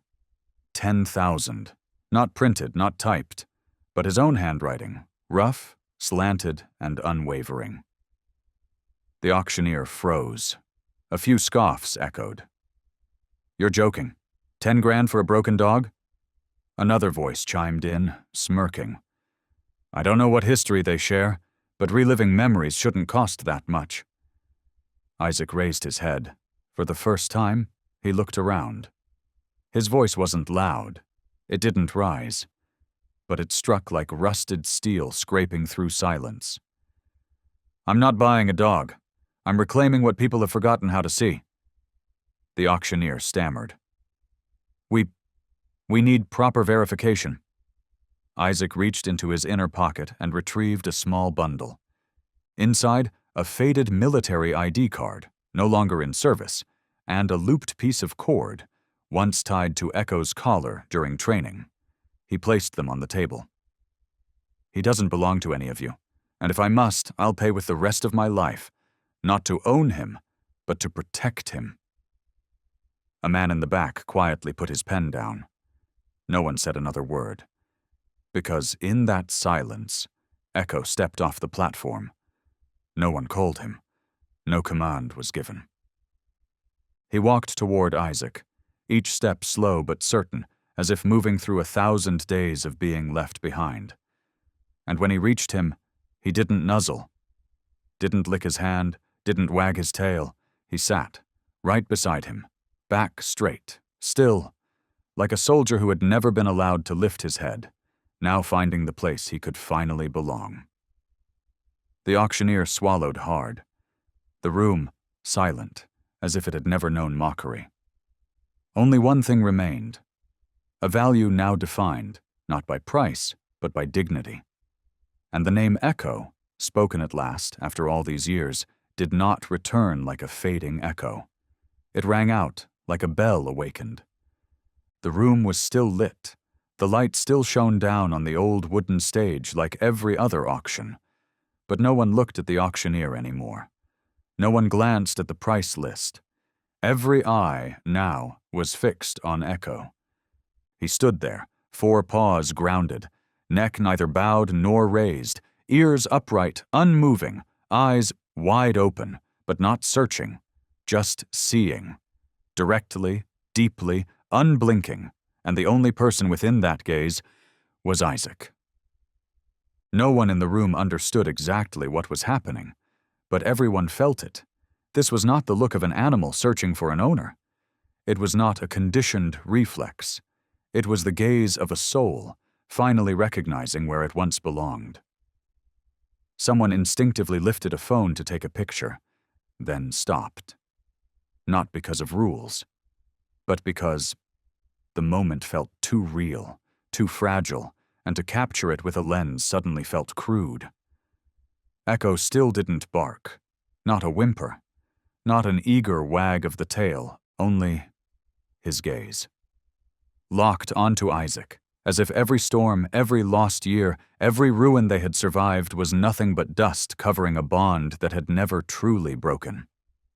Isaac remained still. He did not step forward. He did not call the name. Between them, no command was needed. Someone sighed quietly in the back. A woman removed her glasses, wiped her brow, yet never looked away from Echo. Someone whispered, "Why isn't he barking?" No one answered, and then a voice, softer than a thought, from a deeper row, as if speaking only to themselves. Because some connections don't need sound, only presence. No one moved, not because they were held back, but because they were held within, held by something happening so slowly, so silently, yet drawing everyone in like a quiet tide. Echo stood, bathed in cold white light on the wooden stage, and looked at Isaac as if weighing not the present, but the 9 years that had passed between them. And then he lifted his paw, not in haste, not in hesitation, just a motion so steady, so composed, that it made the entire room forget to breathe. Right front paw, then the left. The sound of his claws tapping the wood didn't echo, but it was enough. Enough to mark each beat of time they had both once lost. One step, then another. The distance between the platform and Isaac's row was less than 10 meters, but in that moment, it stretched like a lifetime of exile.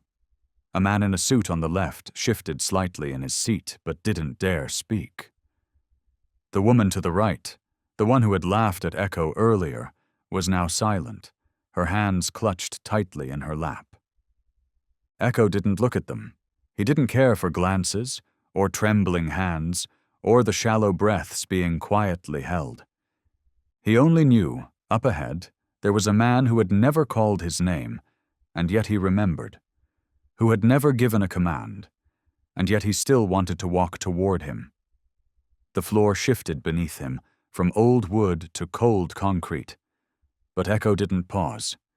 He moved forward, each step a quiet declaration. "I am still here, and I have found you." Isaac did not move, but his eyes, heavy and deep, began to fill. Not from weakness, but because a part of him had finally returned. The room no longer felt like an auction hall.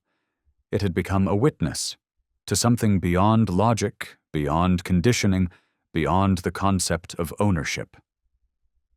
And when Echo was only a few steps away, the air seemed to sink into silence. Only the soft sound of claws brushing concrete remained, slow and certain, and a stillness like a ceremony waiting for its final vow. Echo stopped, right before Isaac. 2 gazes met, man and dog, no words, no signals. Only the quiet between 2 souls who had once drifted too far apart, and now found their way back, not by chance, but because neither had let go. Isaac bowed his head. His shoulders, once used to carrying tactical packs, rifles, and duty, trembled slightly, as if releasing a weight unseen that had pressed on him for nearly a decade. He didn't call a name, didn't say, "Come here," didn't give a command.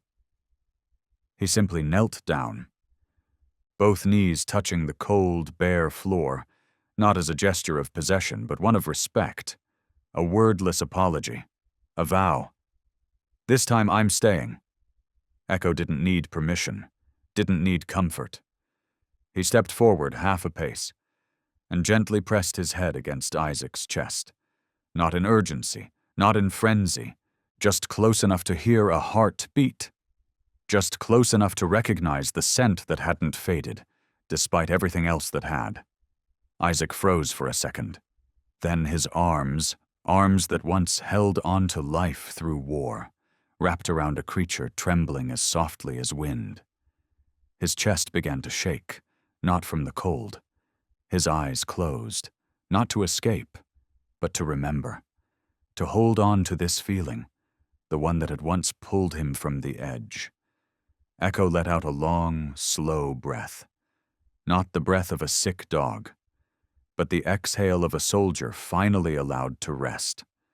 No one in the room dared to move, no shutter clicked, no one spoke. Because everyone understood, this was not a moment that needed explaining, it was a moment that needed preserving. A soldier knelt down, not to ask for forgiveness, not to prove anything, but to hold what once stood between life and death for him. To say, in silence, "I've been looking for you, and I never stopped remembering." Echo still didn't bark, but from that moment on, everyone in the room heard him.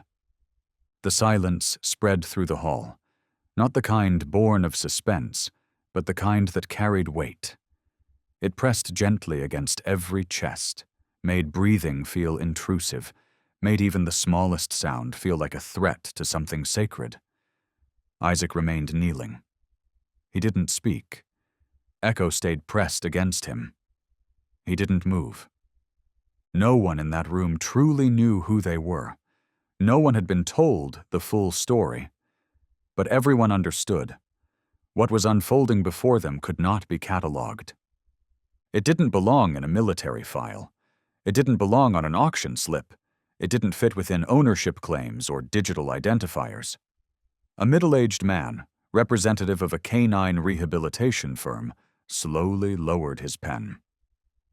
"He's not property," he murmured. "And that man? He doesn't need to prove it." An older woman seated near the back, her son lost in Afghanistan, nodded softly, her eyes red, though no one saw when she'd started to cry. A young intern from a military K-9 academy leaned toward her instructor. "Do we teach that?" "No," the instructor said. "That can't be taught. You just protect it, if you're lucky enough to ever touch it."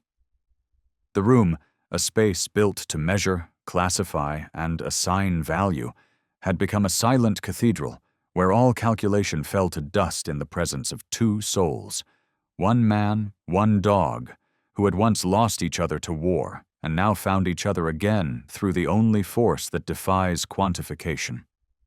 Unconditional loyalty. And a memory that never dies. No applause, no cheers, no need for closure. Because at the center of that room stood something never named, but seen by all. A man who once had nothing left, and a dog thought to have lost his voice, reunited through nothing more than a gaze that never looked away. And from that day forward, no one dared call Echo a rejected unit. No one called Isaac a lost survivor. Together they became living proof of the one thing that still keeps this world human. Some things don't need a reason. They just need us not to let go. The auction that day ended in a silence rarely found in rooms designed for bidding. But the echo of it did not stay confined to that quiet hall. The next morning, before the sun had even risen above the snow-dusted ridges of Alaska, Isaac received his first message. An email from an unknown address. Attached was the silver-stamped logo of an entity called Integrated Tactical Assets Consortium, ITAC. The subject line, all in caps, read, "Legal Ownership Verification Request, K9 Unit Designation E0187. The message itself was brief, but cold enough to sting. According to Clause 14B of the Non-Combat Asset Redistribution Agreement, any unit previously under ownership of the International Military Coalition, if misclassified during auction, must be reviewed and verified prior to civilian transfer. Accordingly, we notify you that the Belgian Malinois referred to as Echo is currently considered an unrecovered asset. Adoption or deployment of this individual without formal clearance may result in legal liability." There was no closing, no signature, only a timestamp code, 317 AMUTC. Isaac didn't flinch, didn't curse. He simply sat still in the wooden cabin where Echo lay asleep near the door. The dog's ears twitched slightly, as if still listening, even in dreams. The auction house had not let go, not because Echo still held tactical value, but because he had become something far more powerful, a symbol. And in a world fueled by authority, symbols were the one thing no one wanted to lose control of. By noon, ITAC had sent an emergency directive to the rescue shelter that had once stepped in as Echo's temporary guardian. The document demanded an immediate freeze on all data, media, and custodial rights pertaining to Echo, pending court resolution or negotiated agreement. Delaney, the shelter director, trembled as she read the document. "I can't believe it," she whispered. "After everything, they still see him as an unresolved item." At that moment, Echo stood silently by the door. He didn't bark. He didn't react. But in his eyes, something had shifted. It was no longer the gaze of a lost soul adrift in survival. It was the look of a soldier, waiting for a command. Not from a superior, but from justice. 3 days after that first email, a legal complaint was officially filed in the Federal District Court of Anchorage. The title of the case read, "Petition to Reclaim Uncontrolled Military Asset, K9 Unit Code E-0187. Plaintiff, Integrated Tactical Assets Consortium. Defendant, Isaac Cole, permanent address unspecified." The grounds for the suit were laid out in words stripped of empathy. The K9 in question was formerly enrolled in a special tactical conditioning program and has never been declared decommissioned. Prolonged absence does not constitute legal transfer of ownership. The auction may be rendered invalid due to incomplete identity verification. At its core, the lawsuit had nothing to do with Echo's combat readiness. It had everything to do with precedent. Because if Isaac's claim was accepted, it would set a legal loophole wide enough for hundreds of forgotten or missing K9s to find a way home. Isaac didn't want to fight. He didn't know how to navigate statutes or legalese. He was trained to make life and death decisions in 3 seconds, not sit at a table parsing subclauses under fluorescent lights. But this time, silence was not an option. At an early hearing before the Anchorage trial court, the ITAC representative spoke in a rehearsed monotone. "We are not here to argue emotional grounds. We simply seek to ensure that all matters follow the appropriate process." The judge looked up from the paperwork. Her voice, calm but piercing, cut through the courtroom air. "And who decides what is appropriate?" No one answered.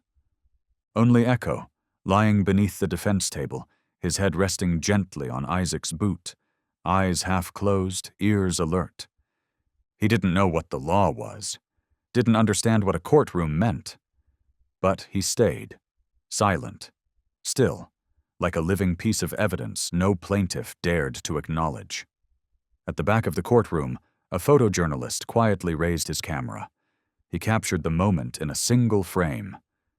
Echo at rest, not resisting, not posturing, just present.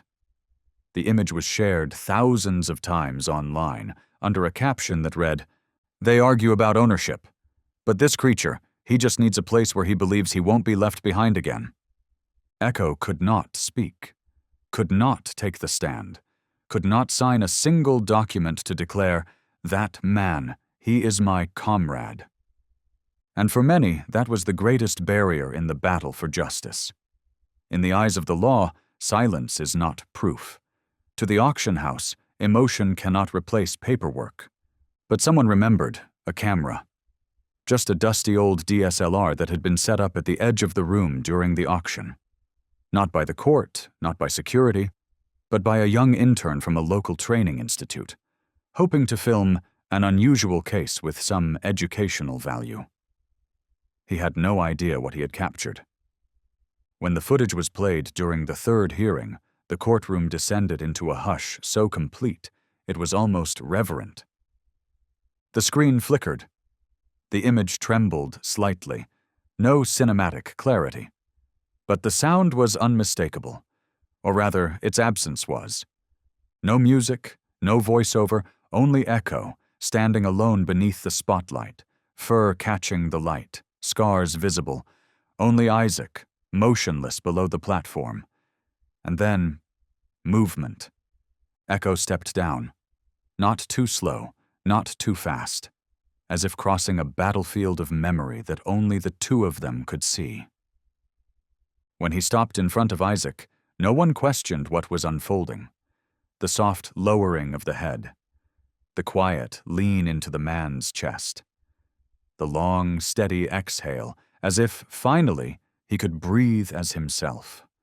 No words, no commands, no proof required, but it carried more weight than any signature, any testimony, any sworn statement. The presiding judge, a former logistics officer from the Army, watched the footage in full silence for nearly 3 minutes. When the clip ended, he said nothing at first. Across the room, some members of the plaintiff's team sat frozen, eyes flickering with uncertainty. Isaac's attorney, a young woman whose voice had once been dismissed as too soft for court, spoke just one line. If this isn't recognition, then nothing alive can be said to recognize anything at all. Days later, the video was posted online. No narration, no dramatic music, just the title, Echo and the Other. It received over 3 million views in under 48 hours. Among them were people who had once scoffed at the idea that dogs had memory, that dogs could feel anything beyond trained reflex. And then, they wrote, "I'm sorry I ever thought he was just a tool. No one could fake the way he leaned into that man. I served too. And I know, sometimes a touch is all we have left." As the video spread like wildfire, something unexpected began to stir. Not from media outlets, not from animal welfare organizations, but from the shadows, where veterans had long retreated, quietly carrying the weight of what they'd lived through. The first message came from an almost anonymous social media account. A grainy black and white photo appeared. Isaac, younger, sitting beside a dog clad in tactical armor. The caption read simply, "I was there. And I know." His name was Echo. Within hours, more messages followed. Emails, voice notes, testimony. No embellishments, no grandstanding, just fragments. Sometimes only a sentence, sometimes a half-formed memory. But each one shone light on the parts of history that had been deliberately obscured. "We thought no one made it out, but now I understand. Not everything was lost. Echo pulled me from a house rigged with explosives. When I woke up, I heard him growling through the wall. That was the last time I saw him." Isaac isn't just a survivor. He's someone who held on to the part of our soul we thought we'd left behind. If the military doesn't want to remember us, we'll remember each other. Some of them came in person. They showed up at the courthouse with old military IDs, faded discharge forms, or simply a handshake. No one demanded justice for themselves. They came for a dog, a living emblem of something too sacred to forget. The press started calling it the hearing without gunfire, because these men and women, once trained for combat, now walked into a courtroom not to fight, but to defend the memory of a comrade who had never asked for thanks. A veterans association in Texas sent an official statement of support. A PTSD treatment center in Colorado volunteered an affidavit. The presence of Echo is a therapeutic factor of life-saving significance to Mr. Isaac Cole. A national newspaper ran a headline that read, "When the rejected found its voice, those who had gone voiceless chose to speak." At the shelter, Isaac received a heavy box in the mail. Inside, a single handwritten letter. No signature, just aging yellow paper, the handwriting trembling. "I used to be a soldier, and I never thought I'd write something like this. But when I saw Echo lay his head on you, I started to believe again that there's still something worth holding on to. Don't give up." Isaac folded the letter. He didn't try to find who sent it. He didn't need to. He stepped into the small room where Echo lay, eyes fixed quietly on the door, always listening. Isaac said nothing. He just placed the letter beside the dog. And for the first time in years, he turned on the light. Isaac's wooden cabin sat deep within a thinning pine forest, where sunlight always arrived a heartbeat later than everywhere else. The path leading in had all but vanished beneath wild grass. The old wooden gate leaned tiredly to one side, and the front steps were covered in moss. No one had lived here for nearly 8 years, and no one expected that one day someone might return. Isaac parked the car a few meters from the entrance. He didn't step out right away. He simply looked at the house, not as a shelter, but as if facing an older version of himself, long abandoned. In the back seat, Echo sat quietly, head tilted, ears upright. He didn't bark, didn't move. But his eyes seemed to ask, "This time, can we stay?" Isaac opened the door and stepped out, slow, steady. No one greeted him, only the sound of wind brushing through the trees and the brittle crackle of dry snow underfoot. The cabin door creaked open after 3 firm knocks. That same sound, the harsh cry of rusted hinges, like time itself had never forgiven anyone who left. Inside, everything remained exactly as he had left it. The heavy coat still hung by the doorway. The oil lamp sat empty. A faded map, once marked with coordinates, now barely showed any ink at all. Isaac exhaled softly and stepped in, then paused, waiting. Echo followed, without hesitation, without question. He didn't need to know what this place was. If the one he followed had walked in first, then this was home, by default. Isaac set his pack down and lowered himself into the old wooden chair. And for the first time in nearly a decade, he didn't feel like he was running. He didn't turn on the power, didn't light a lamp. Just let the pale light slip in through the worn window curtain, illuminating dust resting thick on the bookshelf. Echo curled up near the entrance, as if he instinctively knew that was his place. No commands, no cues, just a soul well-versed in the art of keeping still for the sake of those still breathing. Their first night in the cabin passed without a single word. None were needed. Only breath. The groan of old timber straining beneath the weight of memory. And 2 heartbeats, slowly learning how to fall into rhythm again. The night settled into silence, but not the comforting kind. It was a silence that pulled inward, like the breath of a man who once stopped breathing on a battlefield, like the hollow pound of a heartbeat that no one else could hear, because no one else was close enough for it to echo. Isaac lay down on the old bed. The mattress sagged beneath him, folding to the shape of a body that had once curled into it out of pure reflex. He couldn't sleep, not out of fear, but because this quiet, this strange, undisturbed quiet, reminded him too much of other places that had once been peaceful, right before they fell apart. The wind sighed through the trees outside, brushing past the window in gentle bursts. Each time it did, Echo lifted his head. He didn't bark, just stared at the door, as if matching the sound against 100 archived memories inside his mind, like a tactical computer that had never truly shut down. Isaac closed his eyes. And then, as it had for years, the nightmare returned. First came the sound of waves, then the screaming, then a blinding flash, and the feeling of his body plunging into water so cold it numbed his bones. He jolted upright, gasping, drenched in sweat. The room was dark, but not entirely.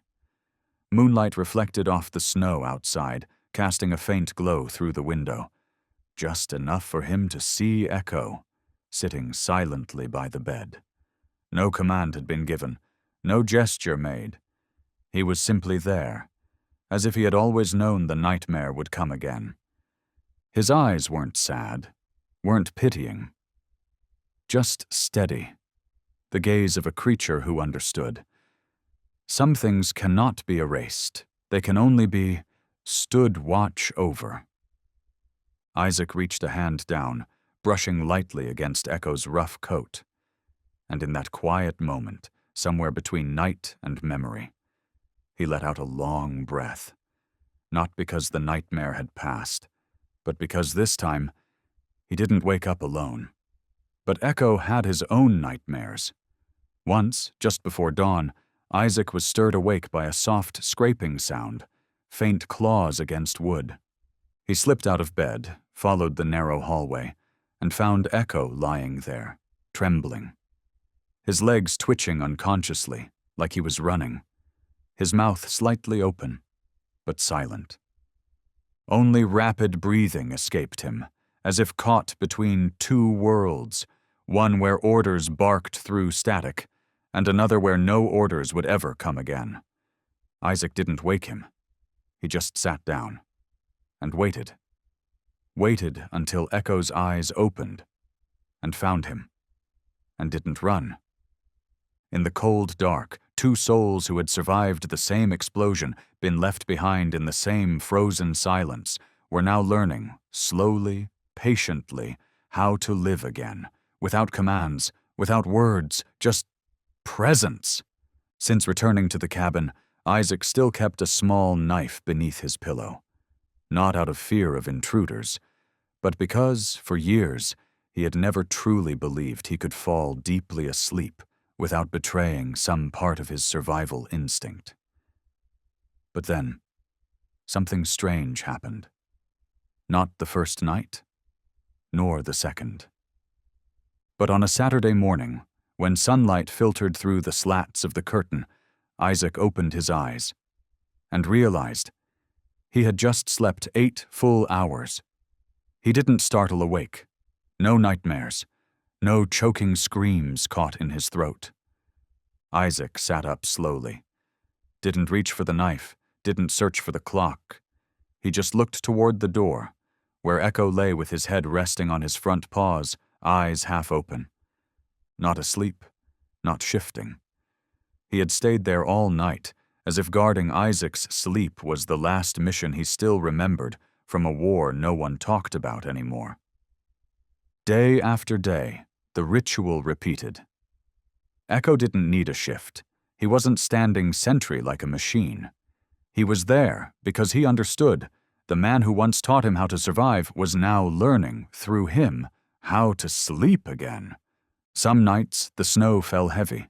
The wind howled so fiercely the cabin walls groaned and split. Isaac would stir slightly, roll over, and find Echo still there, eyes fixed on the door. Not because anything outside threatened them, but because within Isaac a door had never truly closed. Once, Isaac whispered, "Sleep, Echo. It's safe here now." Echo blinked, didn't move, didn't respond, and Isaac understood. For Echo, the mission never ends when the one he loves is still breakable. One dusk, under a low amber sky, Isaac took a small piece of wood and carved 4 careful words into it. The silent gatekeeper. He placed it beside the fold-out bed where Echo usually lay, not to teach him gratitude, but to remind himself Survival is not about keeping your heart beating, but knowing who stands guard over it when you cannot. And from that night on, when Isaac turned off the light, he no longer lay facing the wall. He turned toward the door, so that if he opened his eyes in the middle of the night, he would see Echo still there. No need for good nights, no need for light, just the rhythm of another breath, steady, standing guard over sleep. The cabin had no clocks, no alarms, no calendar nailed to the wall, and neither of them needed reminders. Isaac woke when Echo stood. Echo ate when Isaac poured coffee. They didn't speak. No commands were given, no deliberate gestures made. Yet every action, every step, felt like part of a silent symphony only the two of them could hear. Each morning, Isaac would step onto the porch. Echo never ran out ahead. He waited for the door to creak open, then glided outside like wind across snow. They walked the old dirt path through the forest. No leash, no call of, "Let's go." Echo always stayed to Isaac's left, not too close, not too far, just enough so that his shadow brushed against Isaac's leg whenever the sun hung low. Some days, Isaac stopped midway, gazing off into the pines. Echo didn't ask why. He simply sat, waiting until those distant eyes stopped reaching into the past. Then they continued, without a word. In the afternoons, Isaac worked with wood, fixing the porch, reinforcing the sagging bookshelves. Echo would lie beside him, his head resting on an unshaped plank, as if cradling all the untouched pieces of their history. Once, a splintered scrap snapped up and grazed Echo's leg. It didn't cut deep. No blood. Still, Isaac knelt instantly, pressing gently against the scrape. Echo didn't flinch. He just looked up at him, with eyes that seemed to say, "I've known worse pain. But thank you for touching me like a being, not a tool." At night they ate together, one man, one bowl of soup, one dog, a plate of soft rice and chicken. There was no television, no music, just the soft clink of a spoon against the bowl and the steady, gentle sound of Echo chewing, like the quiet pendulum of an invisible clock, marking each second of recovery. Isaac had once lived among voices, among the noise of orders and the tension of coordination. Now, he was relearning how to exist beside a presence that required no words, just the assurance that someone was there, in rhythm with him. One noon, when hail came without warning, Isaac ran out to shield the stack of firewood he hadn't yet covered. He didn't call for Echo, but moments later the dog appeared beside him, an old raincoat held firmly in his mouth. He didn't drop it with command.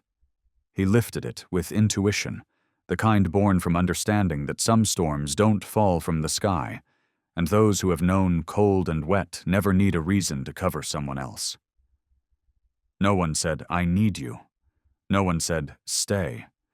And yet they both remained, in the right place, at the right time, as if they'd never been left behind by the world. That evening, there was no wind, no clouds, just a heavy stillness blanketing the forest, like a layer of colorless frost. And Echo felt it first.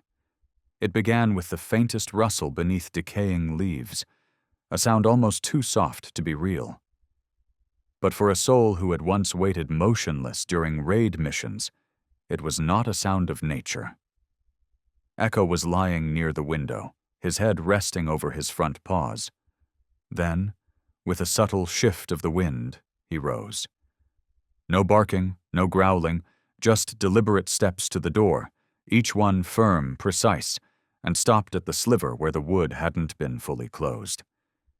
His ears twitched, his body lowered, his eyes narrowed with focus, returning to a stance Isaac hadn't seen in years, the kind forged not from fear, but readiness. At the back table, Isaac was carving wood. The rhythm of his chisel broke when he noticed the space beside him was empty. "Echo?" he called, quietly but sharp. The dog didn't turn. He moved forward half a step, gaze locked onto the woods. Then, a sound. A branch snapped, faint but distinct, not far from the cabin. And for Echo, it was enough. A low rumble stirred in his throat, not anger, but the first flicker of instinct, triggered by a breach in what had become their sanctuary. Isaac stood, put down the chisel, and stepped toward him. And then he saw it. A figure, faint, moving between the pines, no uniform, no visible weapon. But they stood against the wind, too long, too still. Isaac's jaw tightened. The soldier in him had never left. He signaled for Echo to back away. The dog didn't comply immediately. His eyes remained fixed on the figure, just like he once stood between danger and the teammate who didn't see it coming. Finally, Echo stepped back, once, then again, but didn't break eye contact. He no longer trembled. He no longer curled up in corners like he did the day he was rescued. He had reclaimed his role, not by command, but by choice. Because this man, this place, was worth guarding. Isaac stepped onto the porch, watching as the figure slowly moved, then disappeared into the forest. No warning, no greeting, just a presence that passed through, like the first echo of something about to unfold. Echo watched until the last sound faded. Then he turned and walked back, pressing gently against Isaac's leg. Nothing was said, but both of them knew some things should never return. And some souls, even with scars, will choose to stand watch again, because this time it isn't duty, it's home. Isaac never imagined he'd return to anything with the word military in its name. But after the trial, after the cabin, after countless nights of Echo lying at the foot of the bed, as if it were still his post, a question began to form in Isaac's mind. If a creature the world tried to discard could help me move forward, could he help someone else too? That question led him to a program called Canopy Vets, a nonprofit initiative founded by former officers, blending trauma therapy with the companionship of retired or rehabilitated military dogs. Isaac filled out the application in silence. He didn't use any connections. He didn't bring up his past. In the section that asked why he was applying, he simply wrote, "I used to think survival was something I did alone, but it took a dog to show me that surviving isn't the end of the story." 3 weeks later, he received a confirmation email. No further medical documents were requested. No interview was scheduled. The program coordinator wrote only one sentence. "We've seen the photo of you and Echo. Nothing else needed. You're both welcome here." The therapy center was tucked at the edge of a small mountain range, where spring arrived late and snow still clung to the trails. There were no gates, no checkpoints, just a worn wooden sign that read, "If you've ever lost something no one could understand, come in. We don't ask. We just sit with you." Isaac didn't walk in alone. Echo moved a few steps ahead, just like always. No one asked many questions. A gray-haired man with a missing left arm greeted them at the path. "You must be Isaac Cole," he said. "And this is the dog who doesn't need retraining?" Isaac nodded. The man smiled, brushing his right hand gently across Echo's head. "No questions needed. He's been in mission mode since the day he was born."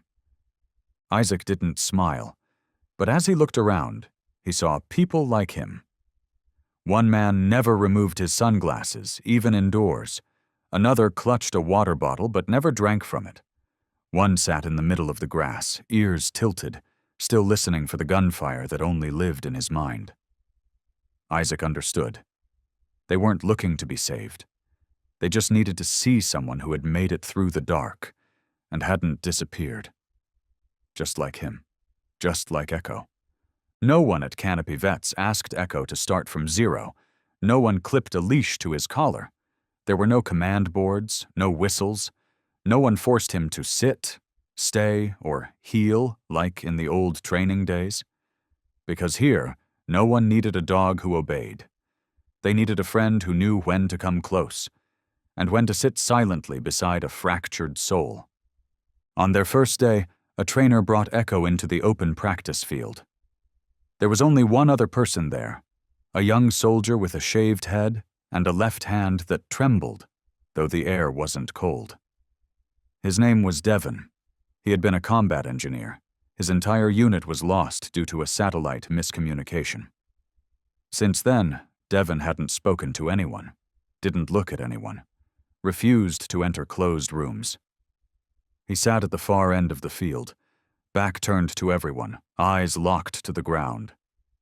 Echo received no directive to approach. No voice said, "Go." He simply stood still for a moment, then began to move toward Devon. Not directly, not quickly. He curved wide, tracing a path far enough not to intrude, yet close enough to be noticed. Devon looked up, frowning. But then, something in his eyes softened. Echo wasn't staring into his face. He was looking at the soldier's trembling hand. That was all. A few minutes passed. Echo sat, then lay down, not right beside Devon, but about 2 handspans away. Devon said nothing, but his hand stopped shaking.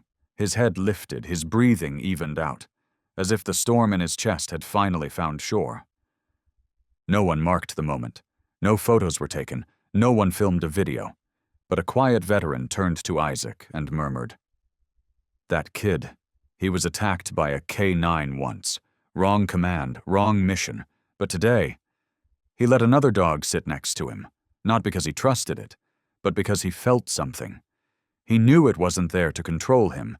It was just there." Isaac didn't answer.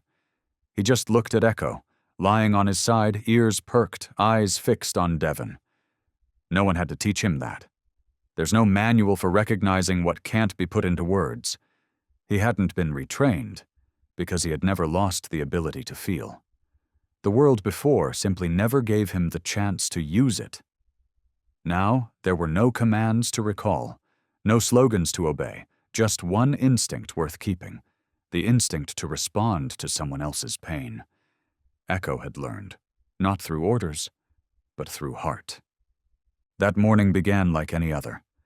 The sky was overcast, the kind of gray that didn't bring rain, but swallowed all sound. The training field stretched wide, with only a few people walking or watching from a distance. A young veteran named Lucas, barely 30, was encouraged to participate in a session called Sharing Your Hardest Moment. Lucas had been a Marine reconnaissance scout. He had survived more than once, but never without scars. Sitting in the center of the circle of chairs, he held a sheet of paper folded in 4. At first, he tried to read. His voice was steady, not trembling, but when he reached the 3rd line, his hands began to clench. October 17th, my team encountered a unit. A unit! He stopped. His chest rose and fell sharply, lips pressed tight. His fingers curled and suddenly crushed the paper, throwing it to the ground. Lucas sprang to his feet and backed away. He didn't look at anyone, covered his ears with both hands, as if hearing something no one else could hear. Panic swept over him.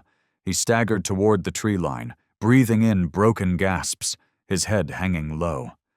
A volunteer stepped toward him, but Lucas recoiled. "Don't come near me!" His voice cracked, hoarse, as if even his throat couldn't bear the weight of the memory. The entire field froze. And then, Echo stepped out of place. No one called him. No signal was given. He just moved, not rushing, not crowding. He walked in a wide arc, like he knew that some wounds don't need confrontation, but quiet companionship. Lucas was still trembling, hands still pressed over his ears. But as Echo approached, he made no sound, didn't touch him, just sat down, gently, beside that collapsing back. 1 breath, then 2. Lucas didn't notice at first. But then, his breathing slowed. His hands gradually dropped, no longer guarding his ears. When Echo looked up, his eyes held no judgment, just a quiet, open gaze, as if to say, I don't need to know what happened. I'm here because you shouldn't be alone. Lucas sank to his knees, not from weakness, but because something he had held in for far too long had finally let go. The field stayed silent. A facilitator, still jotting notes from the session, leaned toward Isaac and whispered, "We tried pairing Lucas with 2 other dogs. It didn't work, but today, Echo didn't do anything. And because of that, he did something none of us could in 6 months." Isaac didn't reply. He just looked at Echo, sitting still, not wagging his tail, not waiting for praise. He didn't need anyone to validate his worth. Because Echo wasn't there to teach Lucas how to be stronger. He was there to sit beside weakness until it found the courage to stand on its own. Isaac stood at a distance. The space between him and Echo was only a few paces of earth. But between his gaze and Echo's quiet act, there was a depth no word could fill. Echo was still sitting there, beside Lucas, not looking back at Isaac. He didn't need to. And in that moment, Isaac's chest cracked open again. But this time it wasn't pain. It was something he hadn't dared to believe in. Echo hadn't just survived. He was still doing what the entire unit once vowed to do. Even without commands, even without rank or duty, he still chose to stand beside pain, as he once had, beneath the freezing waters of the North Atlantic. Isaac took a step back, tilted his face to the sky. Not to hide the tears, but to breathe. To breathe as if, for the first time in years, he no longer had to hold everything in. He remembered that field hospital room near the Arctic seas. That night, he was the last one breathing. The nurses said he'd been delirious for 14 hours, repeating just one name. "Echo, don't leave me." They didn't know who Echo was. Thought it was a fellow soldier. None of them knew that name had been carved into his chest, not in ink, but in the last breath of a military dog who had leapt from a burning vessel to pull him to the surface. Isaac once thought he owed Echo for his life. But now, standing in that quiet field, he understood. It wasn't just his life Echo had saved. Echo had preserved something far rarer, his belief. Belief that, even through loss, even when the world turns away, there can still be a soul that chooses to stay. Isaac didn't speak, didn't call his name. He let the tears fall, soft, without tragedy, like rain on a cabin roof, only coming when the earth has cracked wide enough to welcome it back. A trainer walked up beside him, gently resting a hand on his shoulder. "We call Echo the dog who doesn't need commands," he said. "But I think he's the one who never needed forgiveness. Because he never abandoned anything, even when the world had abandoned him." Isaac didn't turn, just nodded and walked toward Echo. Not to pull him away, not to mark the end of a session, just to sit without a word. And for those few minutes, 2 beings once left behind sat side by side. Not to heal each other, but to keep giving what they once received. There was no honor guard at the ceremony, no flag salute, no ceremonial trumpet. Only a ring of chairs arranged beneath the wooden overhang of the Canopy Vets Center. A few quiet faces. Older veterans in faded service jackets, sitting upright despite knees that had long since forgotten comfort. Among them was Echo, silent as always, lying on his side beside Isaac's feet. A lieutenant colonel, once part of the same SEAL unit Isaac had served in, stepped forward. In his hand, he held a small wooden plaque, silver-trimmed, with no rank or insignia. Only one line was engraved: ECHO VX177, survivor. A soul who needed no command, only someone who needed him to stay. The entire courtyard held still. No applause, no cheers, but in that silence, something that had never been named was finally called back into being. The officer looked down at Echo. His voice caught slightly, but still rang clear. We once listed him as missing, no trace. But the truth is, what we couldn't trace was the faith he carried. And now, standing here, I don't want to call Echo a recovered asset. I call him a symbol of survival. Not just because he came back, but because he taught us this. Loyalty doesn't vanish, it simply waits for someone to believe again. Isaac did not bow his head. He looked up, eyes glistening, not from pride, but because at last a comrade was no longer buried beneath forgotten paperwork and classified history. One of the elder soldiers, a man who had served on the same campaign years ago, slowly removed the insignia from his own chest. He stepped forward, crouched, and clipped it gently to Echo's collar. No words were spoken, but Echo, as if understanding, lifted his head. His eyes moved across each face, not asking, not demanding, just present, the way a scar doesn't need retelling, yet still reminds us we survived. On the east hallway of Canopy Vet Center, a quiet corner few people pass, where sunlight always slants diagonally through the tall glass. There is a small room.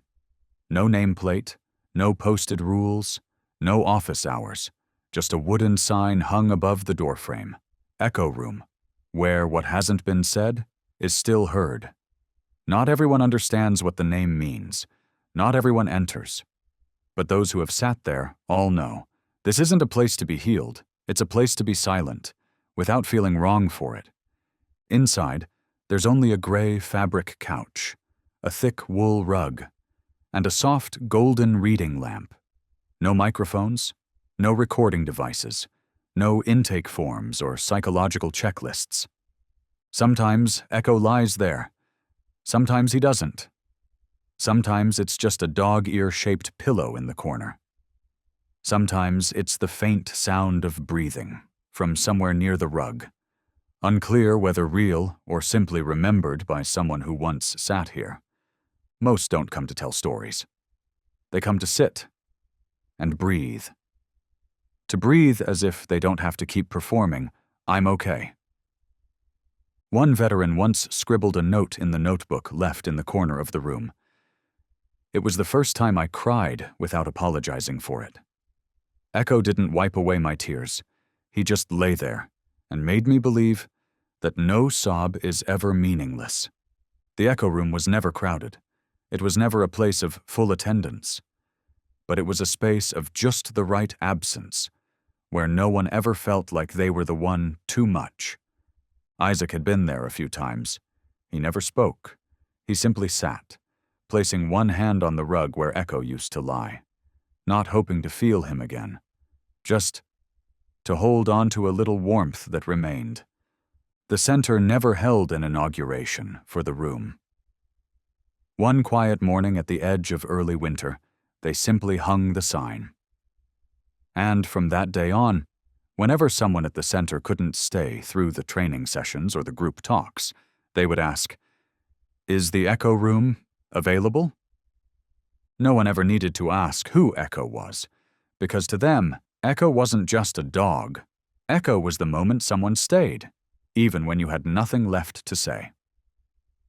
That winter, the snow fell slow and thick. The backyard of the center lay blanketed in white, soft, still, as if even time itself paused, slowed one beat, so nothing would be missed. Echo still lay in his usual spot by the window, no longer bound by training schedules, no more duties left to fulfill. He simply lay there, quiet, warm, and close enough for a broken person to feel not completely disconnected from the world. Whenever someone stepped inside and saw Echo turn his head, just slightly, no tail wag, no bark, they would pause.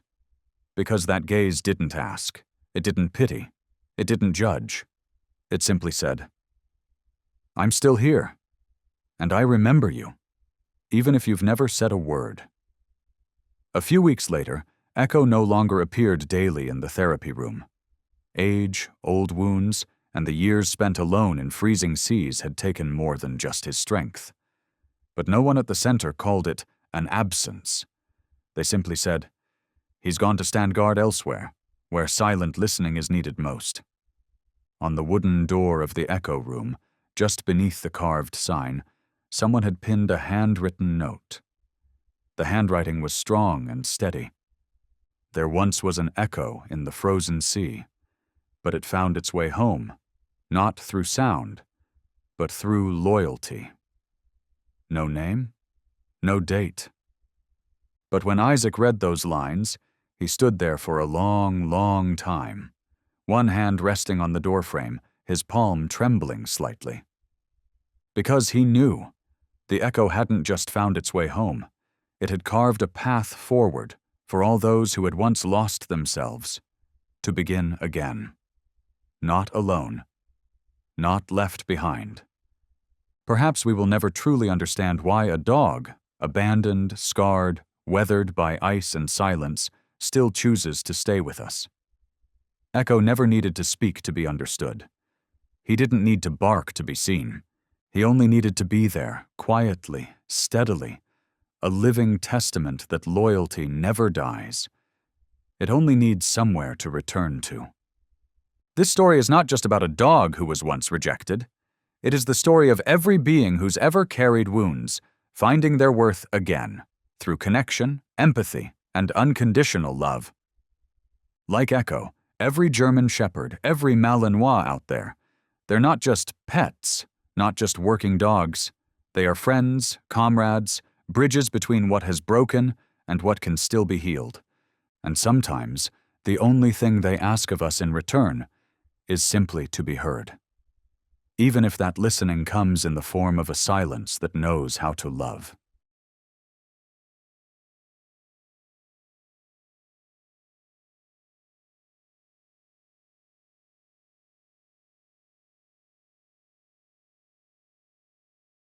The late autumn sun poured over Sage Hollow Valley like a thin layer of warm ash, settling gently over time itself.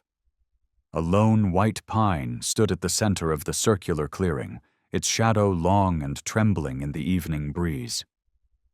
Dark-winged birds circled once before disappearing behind the distant ridgeline, as if this place still guarded an ancient vow no one dared to speak aloud.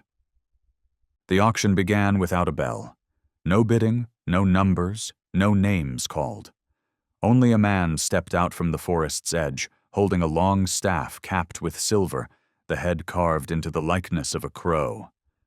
Chief Omen Raincrow. His hair was long and gray like early morning fog. Every step he took made no sound, even on the thick carpet of dry leaves. Perhaps it was because people believed he had walked among lost spirits long enough to know how not to frighten them. No one laughed. No one whispered. Though this was called an auction, no one came here for amusement. They came to make a choice. To decide whether they dared to bring home a creature the world had once deemed beyond saving. "We begin," Raincrow said, his voice low and deep, like a murmur rising from the earth's core. He didn't announce the items. He told stories. Each dog was introduced, not by tag or category, but by memory. The first was Kai, once freed from an illegal dog-fighting ring. The half-stitched knife wound still stretched along his belly. He flinched whenever metal clanged. Next came Luna, who had lived under a house for over 2 years. She never stepped through an open door without trembling. She moved only when she heard a lullaby. Then came Hopper, Blitz, Mina, each name a chapter once erased from the book of humanity, now rewritten across matted fur and sorrowful eyes. Offers began to form, not in numbers, but in actions. Some stepped into the circle and knelt, hand extended. Others dropped an old toy once cherished by a dog they'd lost.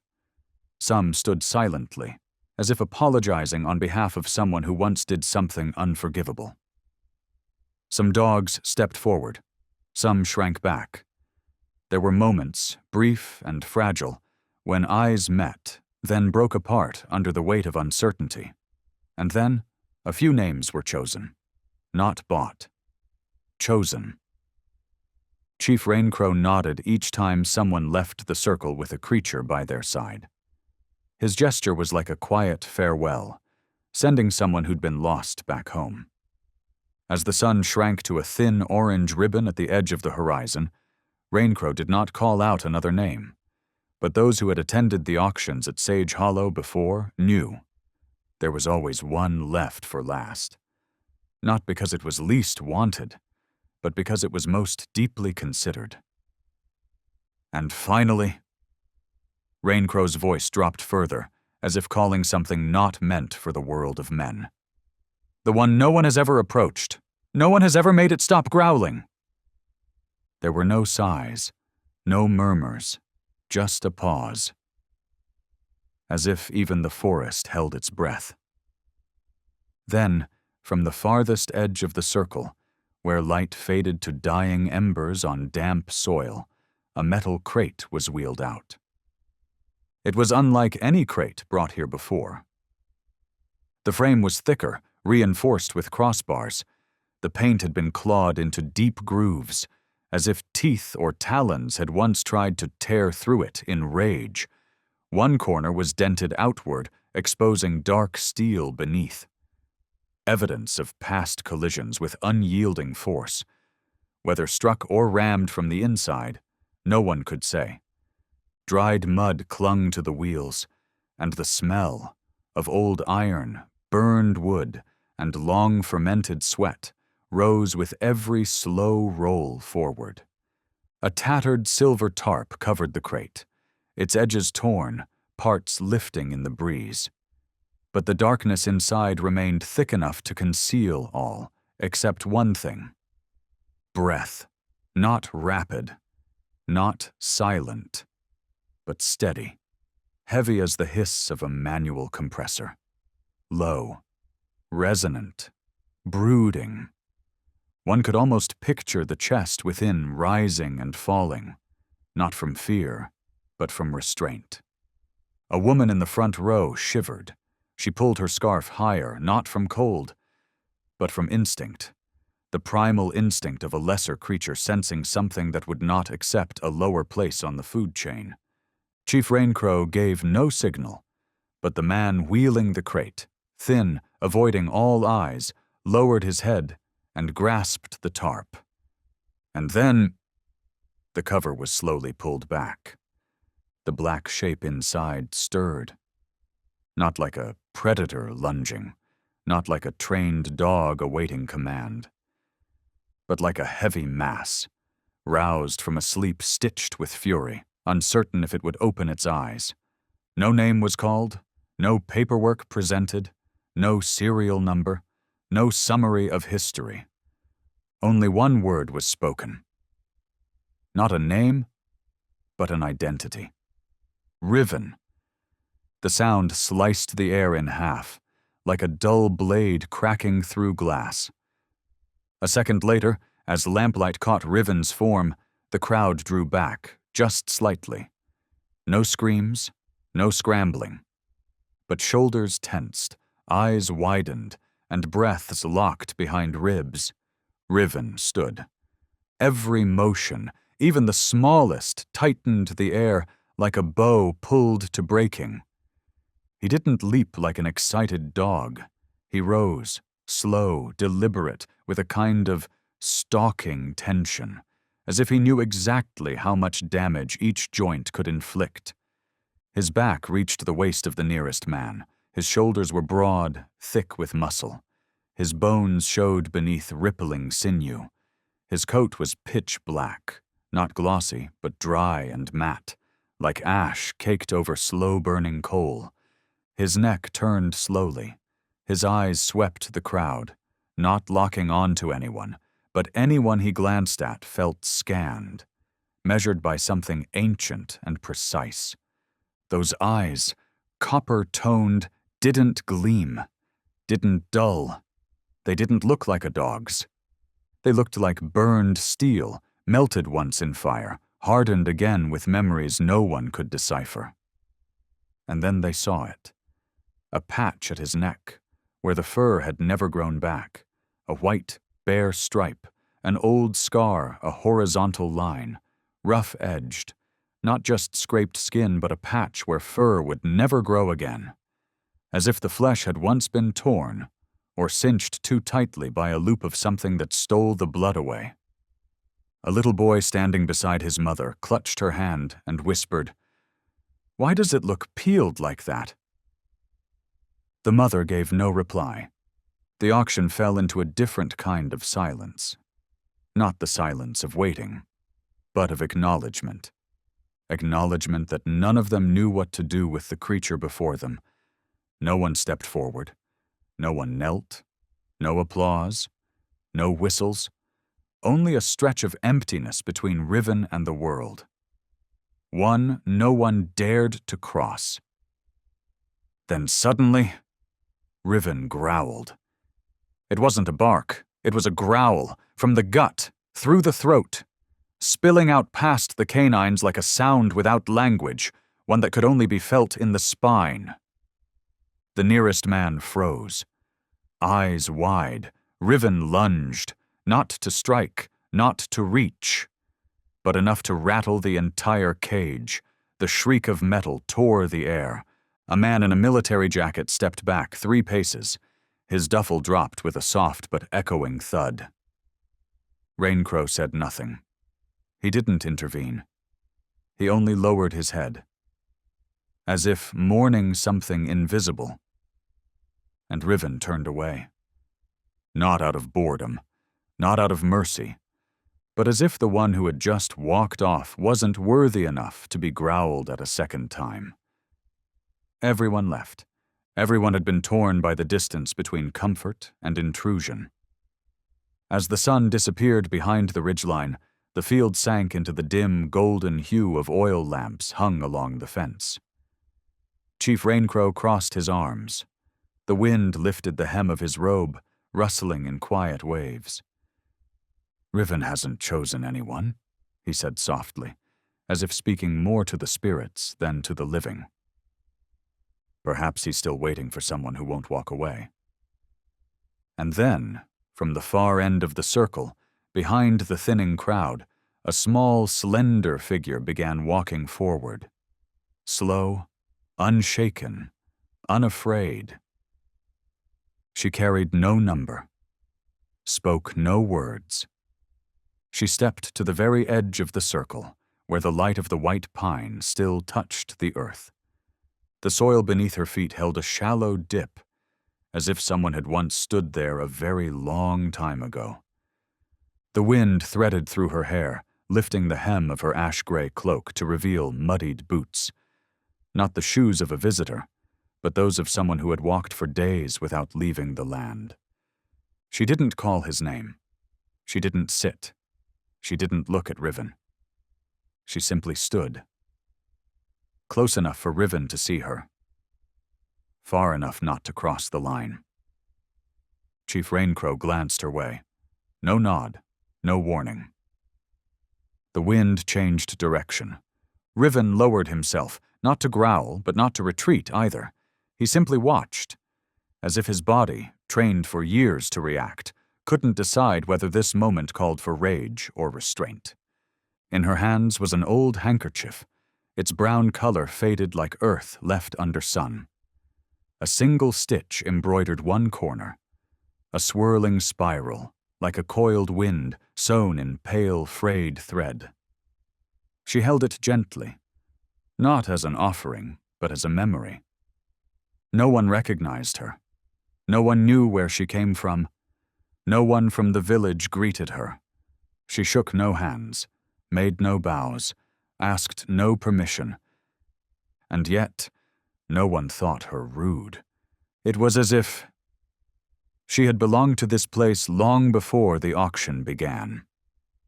Raincrow murmured, barely audible, as if to the wind itself. "Maybe. It's time to tell a story, one that doesn't begin with a growl." Selene stood there. She did nothing to attract Riven's attention. No hand held out, no soothing voice, no crouched posture, no gesture. She did not invite trust. She did not seek it. She simply stood. A middle-aged woman nearby whispered, "What is she doing?" The man beside her replied softly, "Maybe. She's lost." "No," the woman said under her breath. "She's staring right at the circle, but not at the dog." Riven didn't look away. He didn't growl. He didn't lower his head. His body stayed tense, like a bow pulled taut, not yet loosed. But clearly, the small shape before him did not provoke him like the others had. She didn't feel like a threat, or a handler, or anything else. She was just a fixed point amidst a season-shifting wind. Solène remained. She didn't wave, didn't move her arms, didn't call out, didn't toss meat or jingle bells or flash any of the signals handlers used to tame or tempt. She made no effort to draw Riven in, did not bend low, did not soften her voice, did not kneel to imitate safety, did not hold a leash, ready to snap something wild into submission. She did not invite trust. Nothing in her posture begged, nothing hoped to be chosen.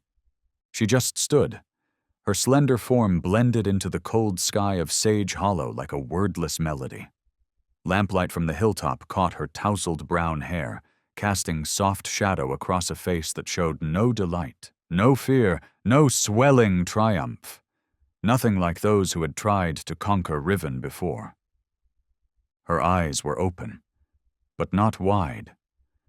Looking into the circle, but not at Riven, as if she were seeing through the layers of air, of threat, of violence, to something that hadn't yet been named.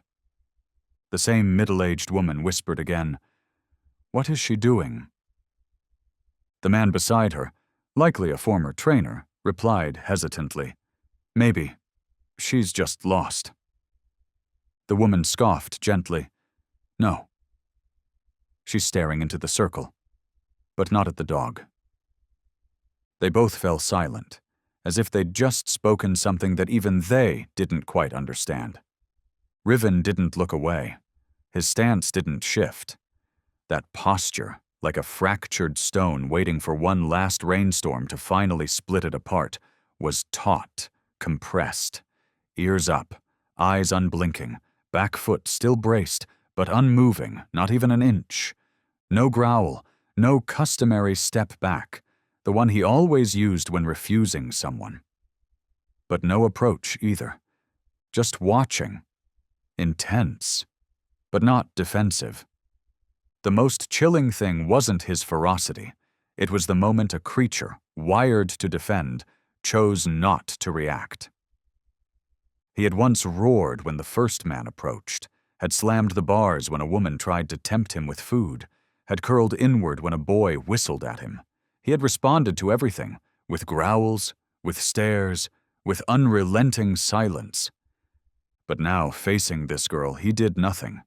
Not because she felt safe, not because she had succeeded, but because he hadn't yet decided what she was. She wasn't a challenger. She wasn't a tamer. She wasn't like anyone else. She was just an anchor. A pause that didn't ask the wind to stop. Just existed within it, letting it blow, without resisting, without trying to control. The longer it lasted, the harder it was for the crowd to bear. Not out of fear, but because they couldn't make sense of it. A soft cough. Shuffling feet. A group of young trainees whispering behind her. A man in camo squinted.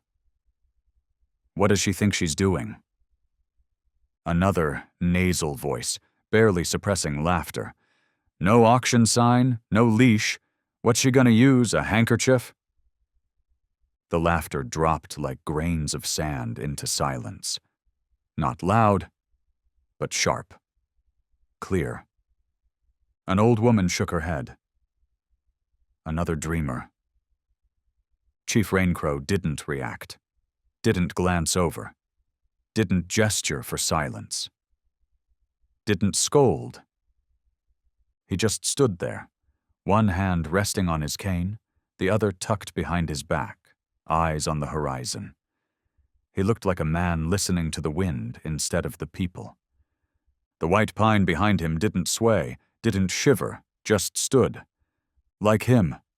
Not the tallest, not the most majestic, but the first to feel the season changing. The crowd didn't.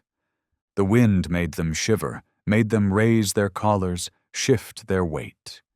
But none stood like him. None stood like the girl. And none stood like the dog inside that cage. Riven stayed as he was, back straight, all 4 feet rooted in the earth, eyes locked on every movement ahead. Some still hadn't given up. The first to step forward was a young man in standard handler uniform.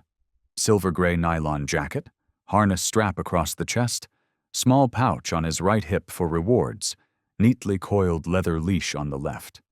He walked out with just enough confidence to steady himself, to impress the crowd, to avoid making Raincrow frown. "Sit down, boy," he said, calm and firm. "Sit." Riven didn't move. The man adjusted his posture, took half a step back, then crouched, placed a food pouch on the ground, opened it with one hand, leash ready in the other. "Smell this. Smoked venison. Premium cut." No response. He tossed the first piece into the cage, precisely 1 handspan from Riven's nose. A snarl cracked out, sudden, sharp, like steel slamming a cathedral bell. The meat never touched the ground. Riven's paw struck it mid-air, sending it tumbling back. The crowd flinched. The man didn't step back, but his face paled. Riven lunged forward, whole body crashing into the bars, forelegs raised, teeth bared to the gum, growl like a grinder ripping tiles from stone. The man stepped back. 1, 2, 3 paces. Lips pressed tight. Hand tightened on the leash, then dropped. He nodded to Raincrow and left the circle without a word. Riven turned away, eyes now on the white pine, back still straight, as if he had tested one and found him unworthy. Next came a woman, older, perhaps a vet. She moved slowly, gently.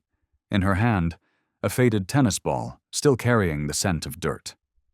"I have no command," she said softly, "but I know how to play." She sat, placed the ball on the ground. No roll, no toss, just placed. Then pulled her hand away. "Just once, if you want to." Riven tilted his head, eyes narrowed. His body sank slightly, like a signal of readiness. She smiled. "See, no one's forcing anything." The second growl came faster, shorter, snapping like a whip. Riven pressed against the bars, teeth almost closed, tension pulsing. His eyes gleamed, not with rage but with calculation. She'd said no pressure, but still expected a response. He caught that. She drew back, fingers tightening slightly on the ball. Not out of reluctance, but because she understood. He didn't need someone teaching freedom with strings attached. She nodded and left. Riven looked away. Then came the third. A young man with full-sleeve tattoos, wearing a digital training band, military unit ID on his wrist. "Don't play with me," he said. "I've broken in 3 K9 mission-level handlers." He extended his hand. No food, just command. "Lie down, down." Riven didn't growl. He simply stretched upward, neck tense, eyes locked forward, unblinking. No sound. But the air tightened, suffocating, like someone spotting an exposed wire just above a flooded floor and knowing one more step could kill them. "Listen, boy!" A growl broke, layered, surging. Riven sprang up on all fours. Though barred in, he thrust his neck as far forward as possible. Spit flew from his canines, foam mixed with blood, as if his throat couldn't bear to keep screaming something no one cared to understand. The soldier reached into his back pocket and drew a tranquilizer gun. The crowd gasped. Chief Raincrow didn't move. Riven stopped growling, a strange silence, as if he'd seen this before, and the last time his comrade hadn't woken up after the shot. He stepped back, but didn't turn away, didn't lower his head. The soldier hesitated, then put the gun away. He left, no words, no goodbye, no apology. Riven watched him go and turned away. One by one, they came. The first after Riven's snarl was a young man in a crisp handler's jacket, face freshly shaved, movements sharp, posture confident. A technician. He brought no treats, no toys, just a commanding voice, precision in his breath, and the skills of someone who had stood before dozens, maybe hundreds, of more difficult dogs. He entered with a steady nod. Didn't bow too low, but carried no arrogance either. Stopped at a safe distance, his stance textbook perfect, firm but flexible. Sit, he ordered. Not loud, not rushed. Riven watched. No response. The man changed tone, added hand signals, raised 2 fingers, then lowered them slowly, repeated the command. Sit. Riven still watched. Not with fear, not quite defiance either, but as if saying, "Don't you see what's wrong here?" Then a low growl, not loud, but enough to make the air shift in the cage. Riven didn't lunge, just lowered his center of gravity, eyes narrowing. The trainer bit his lip, stepped back. Once, then again. Riven turned away. Not in triumph, but as if making a note. Well trained, but only speaks. Doesn't listen. Next came a woman of age, silver hair tied back neatly, a wool scarf around her shoulders embroidered with a dog's face. One with compassion. She gave no commands, just soft eyes and a whispering voice like a lullaby. Sweetheart, no one will hurt you again. She didn't move closer. But from her pocket, she pulled a scrap of cloth, maybe an old shirt from her own dog, and placed it on the ground. Riven stretched forward and sniffed. She smiled. A smile filled with warmth, but not free of hope. She stepped back, softly repeating, "That's it. Good boy." Riven growled.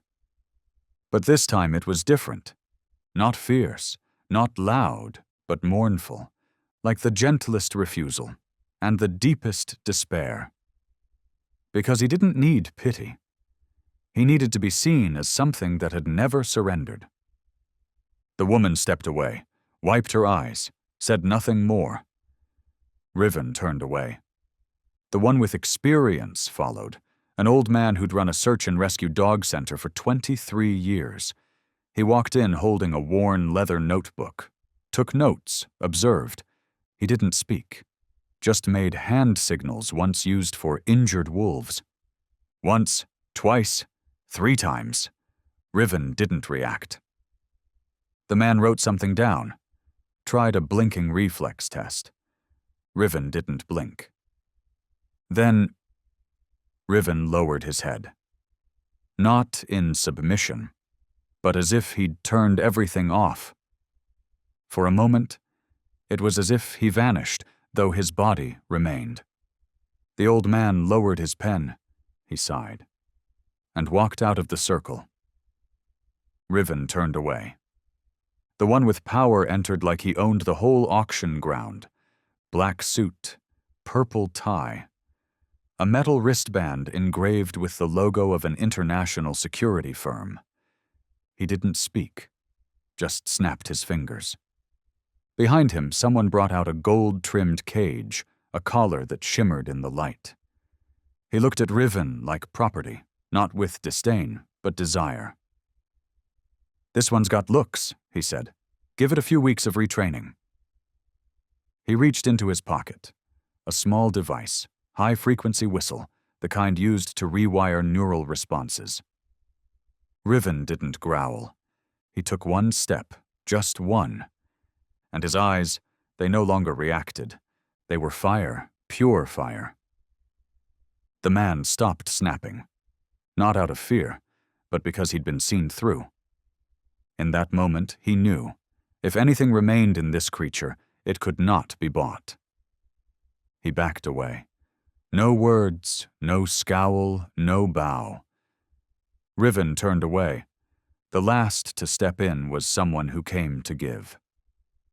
A young woman, dyed red hair, arms wrapped around a plush toy dog, clearly someone who had once loved an animal deeply.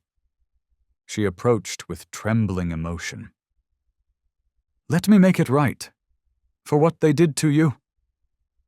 She sat down, placed the stuffed toy on the ground, called his name. Not wrongly, not theatrically, just whispered, "I won't leave you, I promise." A growl slipped out, not loud, not long, but cold. She froze, fought back tears, then turned away. Riven turned away. One by one, with everything, skill, compassion, discipline, money, promises, they all stepped forward. They were all turned away. Not because Riven was too difficult, not because he was useless, not because he couldn't be saved, but because he was testing them, not with tricks, not with defiance, with only one method, the growl and the turning away. As if Riven was asking each one, not with words, but with his presence. If I don't obey, if I don't eat, if I don't look, if I don't stop growling, will you still stay? No one stayed. They didn't fail. They simply didn't pass a test they never realized was happening. And then, the wind shifted. Not cold wind, not storm wind, but the kind that comes with changing seasons, when the forest stops howling and only whispers lullabies. Serene was still there. No commands, no movement, nothing at all. But he didn't growl and he didn't turn away. He looked, longer than he had looked at anyone. She didn't believe she was better than those who came before. She didn't think she was more worthy. She wasn't more skilled. She didn't love animals more than anyone else, but she stayed. She didn't try to coax him. She didn't try to make him feel better. She just remained, without being welcomed, without being answered, without being growled for. Chief Raincrow turned toward the white pine. He looked up at its highest branch, where it slowly swayed in the wind. Then he whispered, to no one in particular, "Maybe the real trial isn't to choose who is skilled enough, but to find out who stays, even when they're not invited." And then Serene took a step. Slow, not timid, not assertive.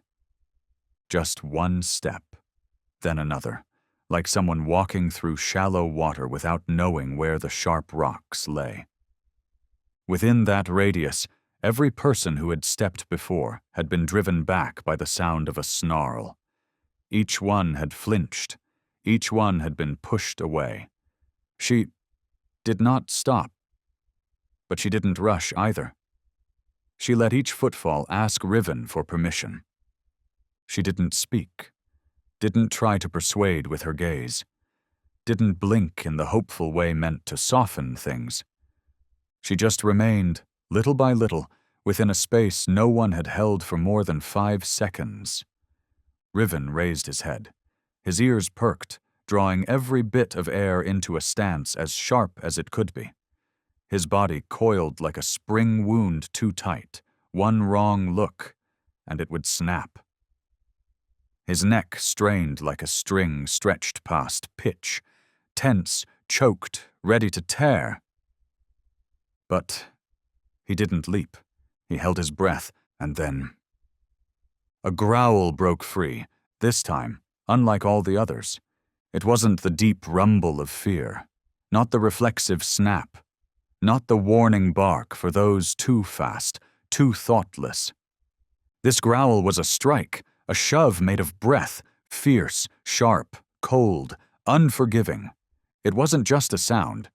It was his entire body releasing pressure, as if blood, muscle, fur, and bone vibrated into one primal warning from a creature cornered too many times.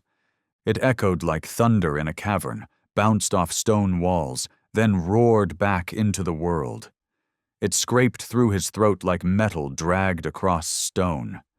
Not because he wanted to attack, but because he couldn't bear what he didn't understand. The crowd recoiled almost in unison. A child behind them burst into tears, though he wasn't even seen. A middle-aged man dropped his drink, face blanching. A couple stepped back 3 paces, hands clutched tight, eyes glued to the cage. A woman whispered, "My God, that's not a dog's growl. It's like something that burned and came back." The wind turned back on itself. It kicked up a faint trail of gray dust. Leaves spiraled at the edge of the circle, oil lamps swung on wires, their lights tilting. And Serene stood still, no closing her eyes, no flinching, no turning away, no hands shielding chest or ears. She stayed. She didn't challenge, didn't soothe, didn't turn to anyone for comfort. She did nothing, only her eyes wide, not from fear, but clarity. What just tried to push me away? What is it? Is it an animal? Is it instinct? Or is it a wound that hasn't yet found a language? Riven growled a second time. No waiting. A growl like a hammer blow, a growl that warned, a growl that screamed, "I told you, stay away!" This one was uneven. It cracked midway, as if his throat had been scorched, as if that roar was the last thing he had left to guard the final patch of ground inside himself. The crowd backed further. A woman screamed, "Get her out! He's going to jump!" Another shouted, "Call the team! Tranquilize him!" A young man, panicked, grabbed Chief Raincrow's sleeve. "If you let him keep growling like that, he'll—" Raincrow did not turn, did not speak. He stood, silent like a spine among trembling shadows. And Serene still stood. She didn't move, didn't speak, didn't cry, didn't reach forward to do anything at all. As if she had just accepted the growl. Not because she was brave, not because she was strong, but because she didn't believe the growl was meant for her.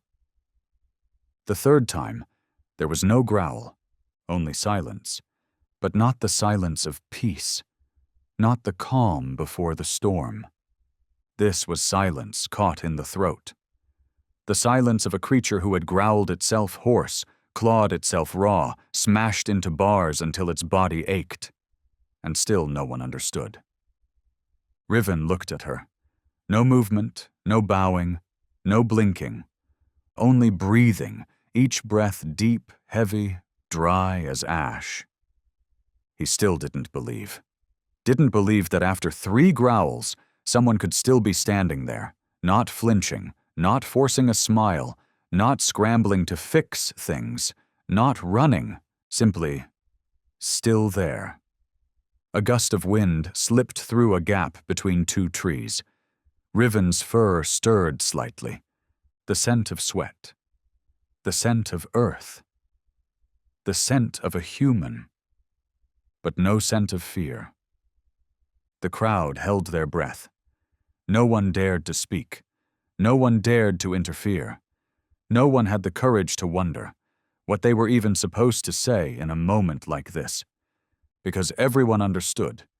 They had no place in this growl, only her and him, and something unnamed, shifting ever so slightly between a creature once choked by wire and a girl holding a handkerchief embroidered with wind. Riven didn't step forward, nor did he turn away. He sat, front legs folding, eyes still fixed on her, not in surrender, not in acceptance, but because he couldn't believe. Couldn't believe that after 3 growls, someone was still there, not panicking, not waving hands, not saying, "I understand," not saying, "I won't hurt you," just not leaving. A bird flapped somewhere overhead.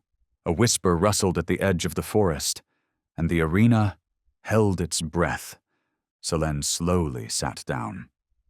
She didn't inch closer, didn't close the distance.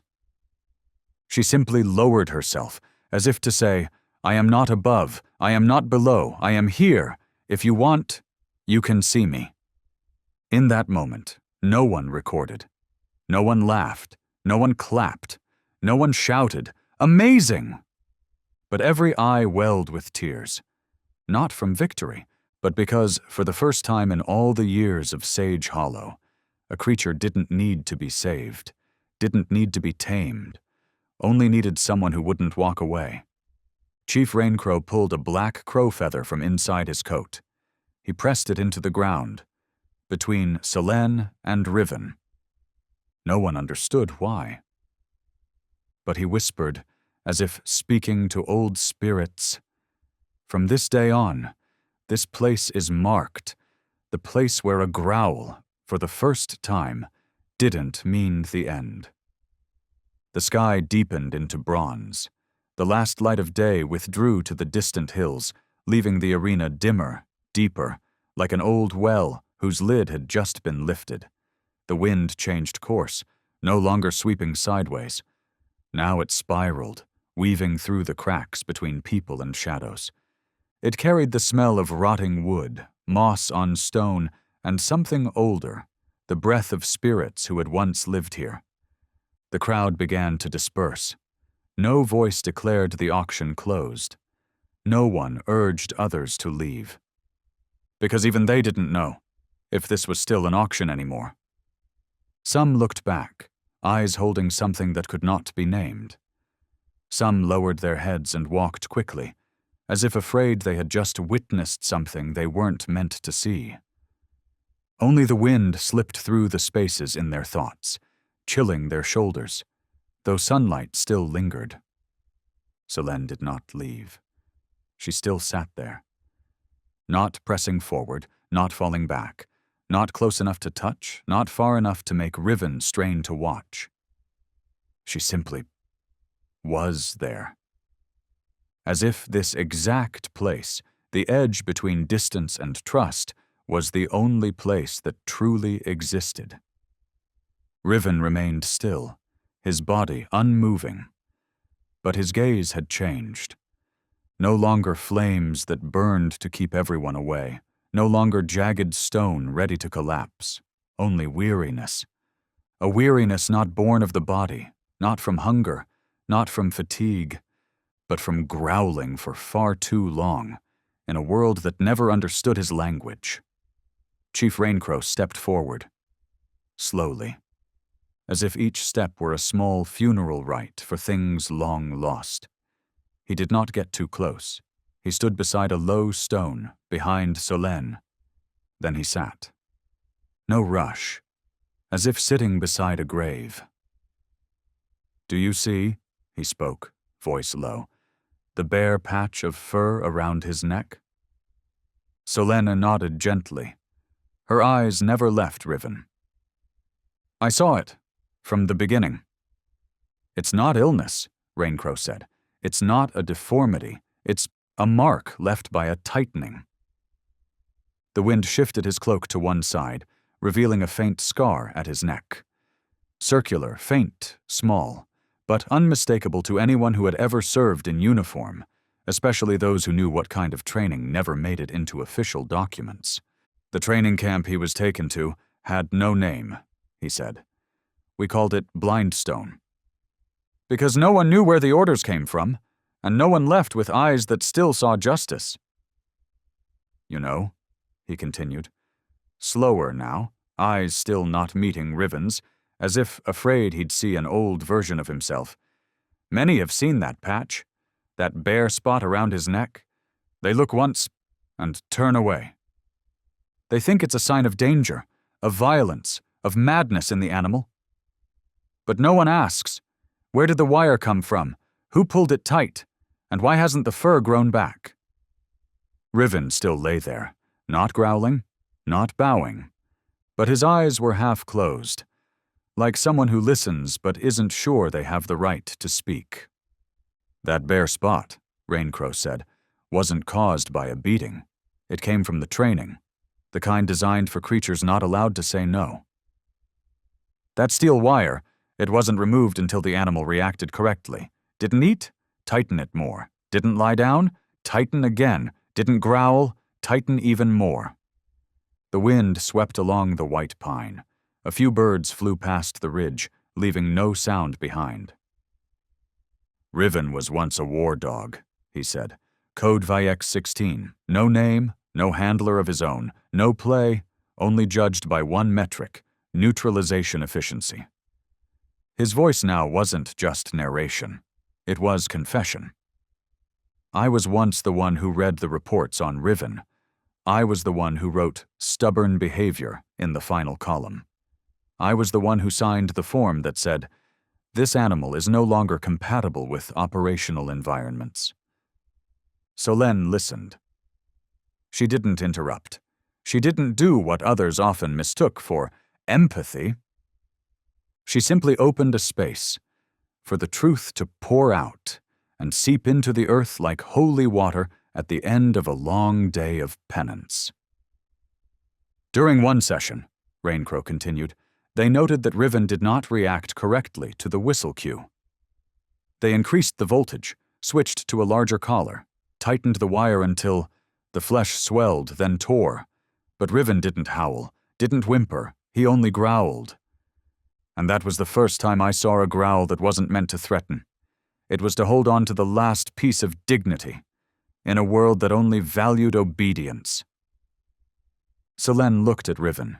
He didn't respond, but his eyes opened slowly, just enough to meet hers, without turning away.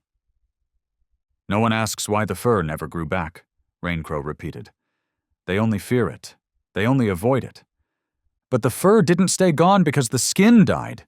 It stayed gone because that spot had once been where life was controlled, and Riven, somehow, refused to let it be erased. A stronger gust swept through, rustling the dry grass.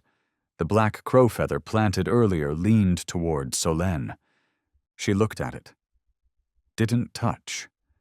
Just gently shifted her body, shielding it from the rising wind. A scar no one dared to touch. A feather no one had thought sacred. But once it was protected not out of purpose but from recognizing what it had endured, it began to mean something else. Solène didn't ask. She only listened. By not interrupting, she allowed the truth to unfold, like melting ice. The operation failed. No reinforcements, left behind, communication cut. No one came for the first 5 days. Raincrow's voice wasn't low anymore. It had grown thinner, like it was slipping from reality, returning to a memory no one wished to name. Everyone thought the unit had perished, but on the 6th day, a rescue team found... He paused. Riven was still there, sitting beside the body of one of the 3 soldiers. That soldier's name was Mason Kerr. No glowing commendations, not a commander, not a legend, just a young serviceman devoted to the K9 unit from the start. And in Mason's team, Riven was the only one never called Dog. Mason called him the Watcher. That day, on the northern border, there was nothing but rock and wind. Mist hung like funeral cloth, blanketing vision until no one could tell if they were surviving or already ghosts. When gunfire rang out along the mountain slope, the squad split on emergency orders. Mason took a bullet to the abdomen, blood pouring fast enough he knew he wouldn't make it. He didn't cry out, just gripped the leash looped around Riven's neck and signaled, "Do not leave your post." Riven understood, not through words, but through something deeper than sound, something only formed between souls bound not by commands, but by trust. Then Mason unfastened the leash, not to free, not from pain, but to return agency. "From now on, you are no longer held." But Riven didn't leave. For the next 5 days, in bone-deep cold, with wind slashing through the canyons like claws, Riven sat beside Mason. He didn't bark, didn't howl, didn't ask for food, didn't walk away. On the first day, the wind carried salt dust from the frozen lake at the hill's base, stinging his eyes. On the second, snow began to fall, soft as ash, covering his numbed legs. On the third, old wounds reopened. The bare patch on his neck cracked and bled, for there was no one to apply balm, no shelter, no command for rest. On the fourth, the growl wouldn't come, his throat dry as parched soil, and by the fifth, his breath was heavy as lead, but his eyes didn't blink when footsteps approached. The rescue team first thought he was neurologically damaged. A living creature, next to the dead, not moving, not reacting, not afraid, not believing. As they drew near, Riven growled, not to protect the dead, but to guard the only thing still unbroken, loyalty not yet torn apart. They tried food, didn't work. Tried calling his name, didn't work. Finally, someone in the team remembered. Mason had once given his jacket to a local nurse, kept as a keepsake. The jacket was brought back, placed a few steps from the body. Riven leaned forward, sniffed. Then, for the first time in 5 days, he stepped beyond the boundary of loss. Not fully, just shifted. He lay down beside the jacket and stopped growling. The name Riven, in the old tongue, means the one who has been torn. No one knows what the first person who gave him that name was thinking, but after the border campaign, everyone understood. He had been torn, not by bullets, but by silence. Chief Raincrow told it all, voice steady like a prayer, not to excuse Riven, not to pity him, but so that the one before him would understand, there are wounds no eye can see. They thought he was broken, he said, labeled him behaviorally defective, sent him into isolation, stamped him no longer responsive to training. But I knew, it's not that he couldn't hear, it's that he no longer believed there was anything worth hearing. That collar around his neck, Raincrow breathed out, was the last thing Mason removed when he knew he wouldn't survive. And you know something? His voice dropped beneath the wind. It wasn't removed to ease the weight. It was so Riven would know. From now on, no one holds you back anymore. Solène remained silent. Didn't ask, didn't comfort, didn't deny. She only placed her hand gently on the ground, where the grass brushed against Riven's coarse fur. Riven didn't pull away, didn't turn, just tilted his head. One ear drooped slightly, as if it had heard a sound it once knew. Riven didn't need someone to hold him back, didn't need someone to drag him forward. He only needed to know that if someone walked beside him, they wouldn't leave, whether he growled or stayed silent. Solène didn't draw a card, didn't place a bid, didn't stand among the applicants for training, adoption, or interaction with promising animals. She simply came. Every day, just as the sun struggled to pierce through the early mist over Sage Hollow, Solène was already there. No one called her name. No one mentioned her in the morning chatter, because she didn't make trouble, and she didn't give any signal that she wanted to be remembered. She simply sat, each day, a little closer, not close enough to invade, not far enough to be an irrelevant observer. Just within the range where her breath could reach, without making Riven brace himself all over again. And she breathed. Not deeply, not with deliberate calm, not with any meditative technique. Just breathed, as if her presence was the most natural thing in the world. At first, the people at the camp thought she was building rapport through reverse psychology. Someone whispered, "New trick? How long does a dog last before giving in if you just sit there?" Another chuckled. "She thinks she's the wind, no touch, no command, and the beast will remember her face?" But Solène didn't reply, didn't react, didn't adjust her behavior to meet their opinions. She simply kept sitting. On the third day, a curious child crawled toward where she was seated. Parents gasped. Riven leapt up, growling, eyes blazing. Solène didn't turn.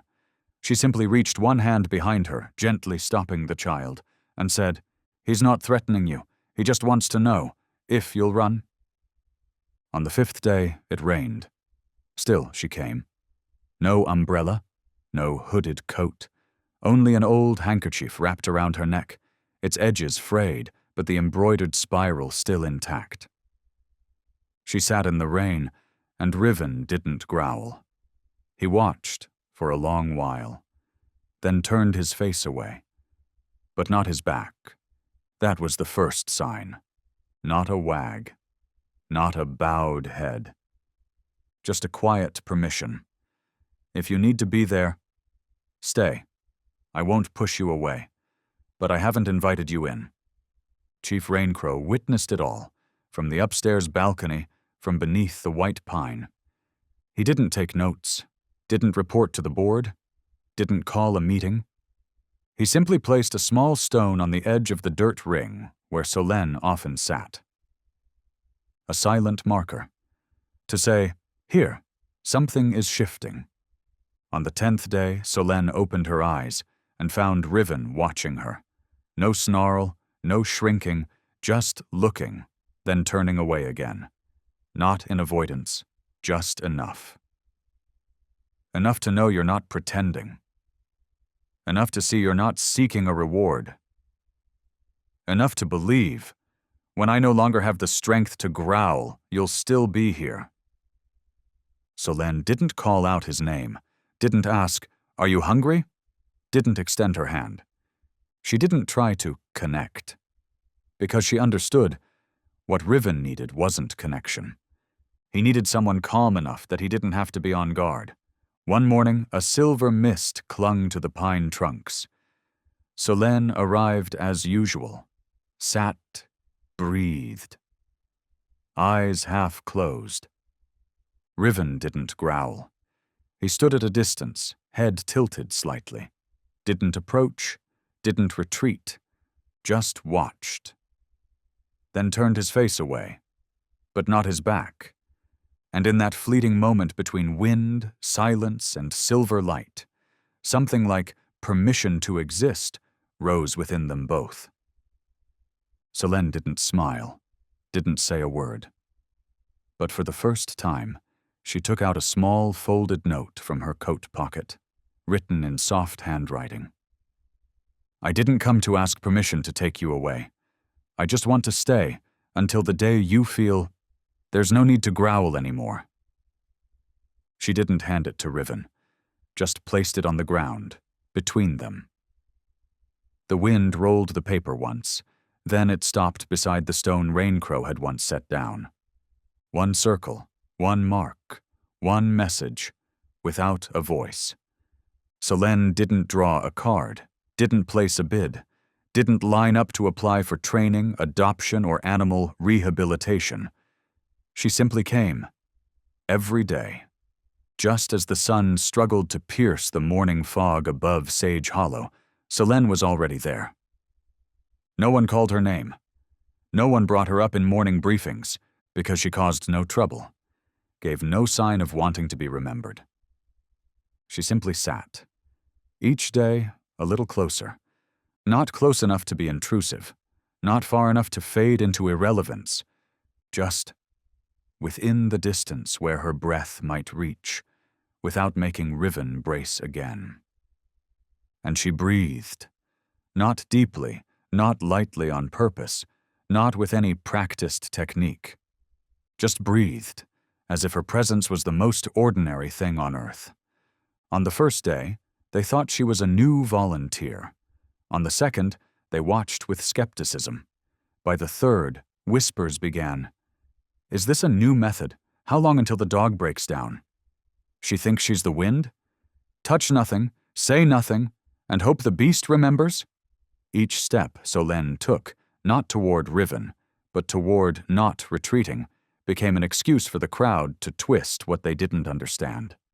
On the fourth day, a middle-aged trainer shook his head and muttered, "What are you doing here, sweetheart? That's a war dog, not some pup needing comfort." Another woman added, "Look at its neck, still red. Do you know what animals like that have done to their handlers?" A man with a gold badge on his chest, a sponsor, laughed loudly. "She's got no price sheet, no access request. Thinks she's got healing energy or something." Serene heard. Every word, every breath warped by arrogance pretending to be concern. But she didn't answer, didn't react, didn't change. She simply continued to sit, as if her language came not from her mouth, but from her willingness to stay. On the fifth day, it rained. She still came. No umbrella, no cloak. Just the same old handkerchief wrapped around her neck, its edges frayed, but the hand-stitched spiral still intact.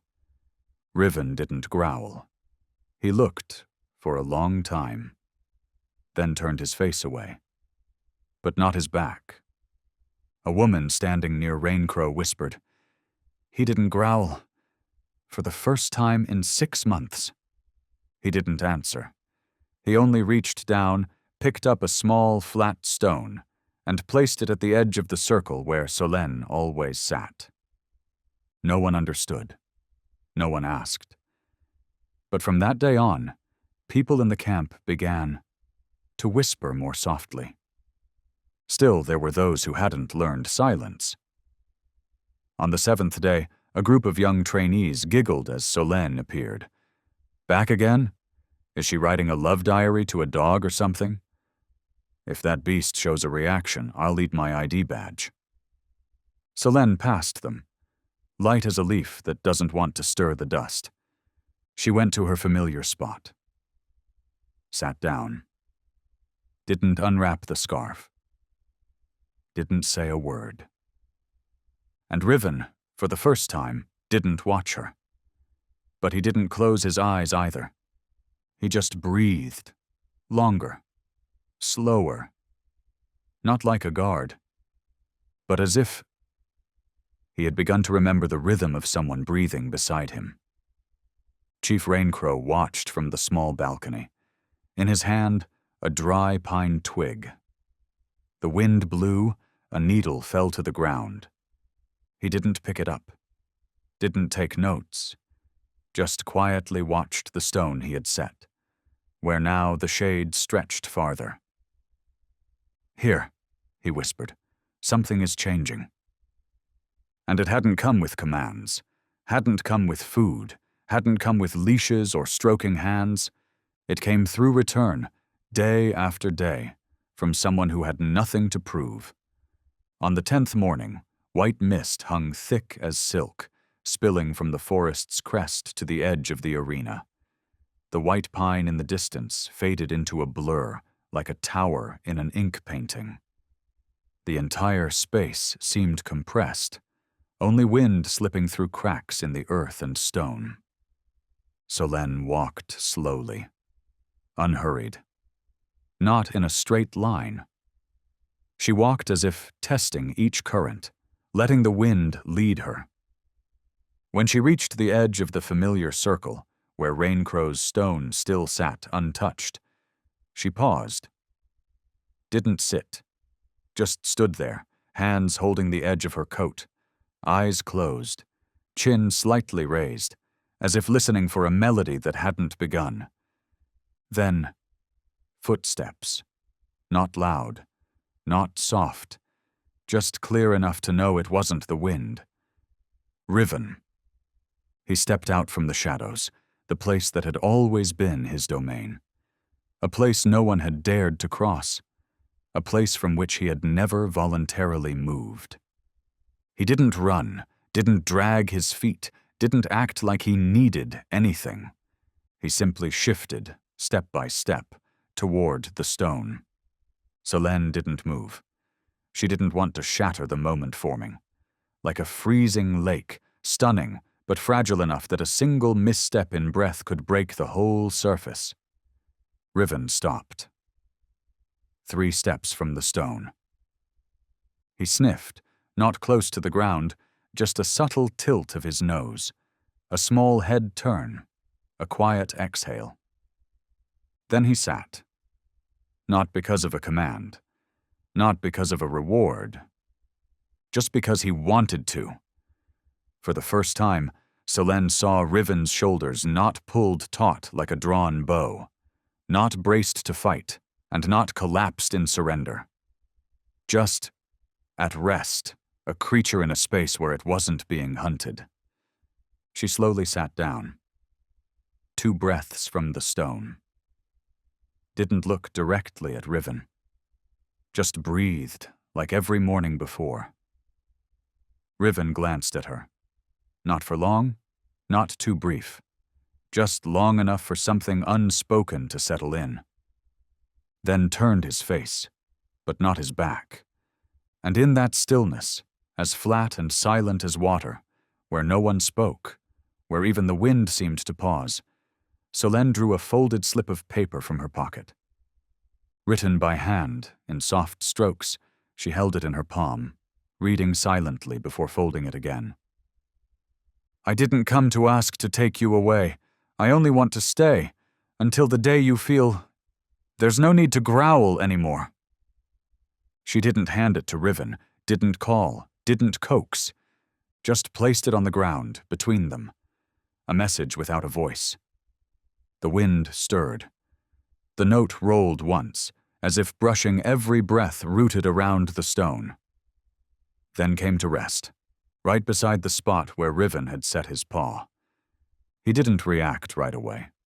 Just looked at it, as if it weren't paper, but a different kind of language. No sound, no command, no dominance, only presence. Someone nearby whispered. She made him come out, no leash. Another shook their head. He didn't come out. He made space. Chief Raincrow stood beneath the white pine's shade. In his hand, an old earth-toned scarf, worn at the edges. No one knew where he got it. But when he draped it over his shoulders, no one asked. Because he was looking at the 2 seated figures, one human, one canine, not confronting, but not retreating, not tethered, but not letting go. And he whispered, to no one in particular. One circle, one mark, one message without a voice.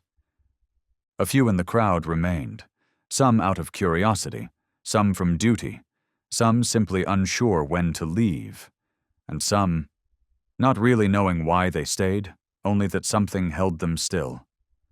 All were silent. No bidding, no gavel, no board listing adopted or pending evaluation. Only eyes drawn to the small stone, where 2 souls sat side by side, not a person and a dog, but 2 beings sharing silence as if it were a contract. Chief Raincrow stepped forward.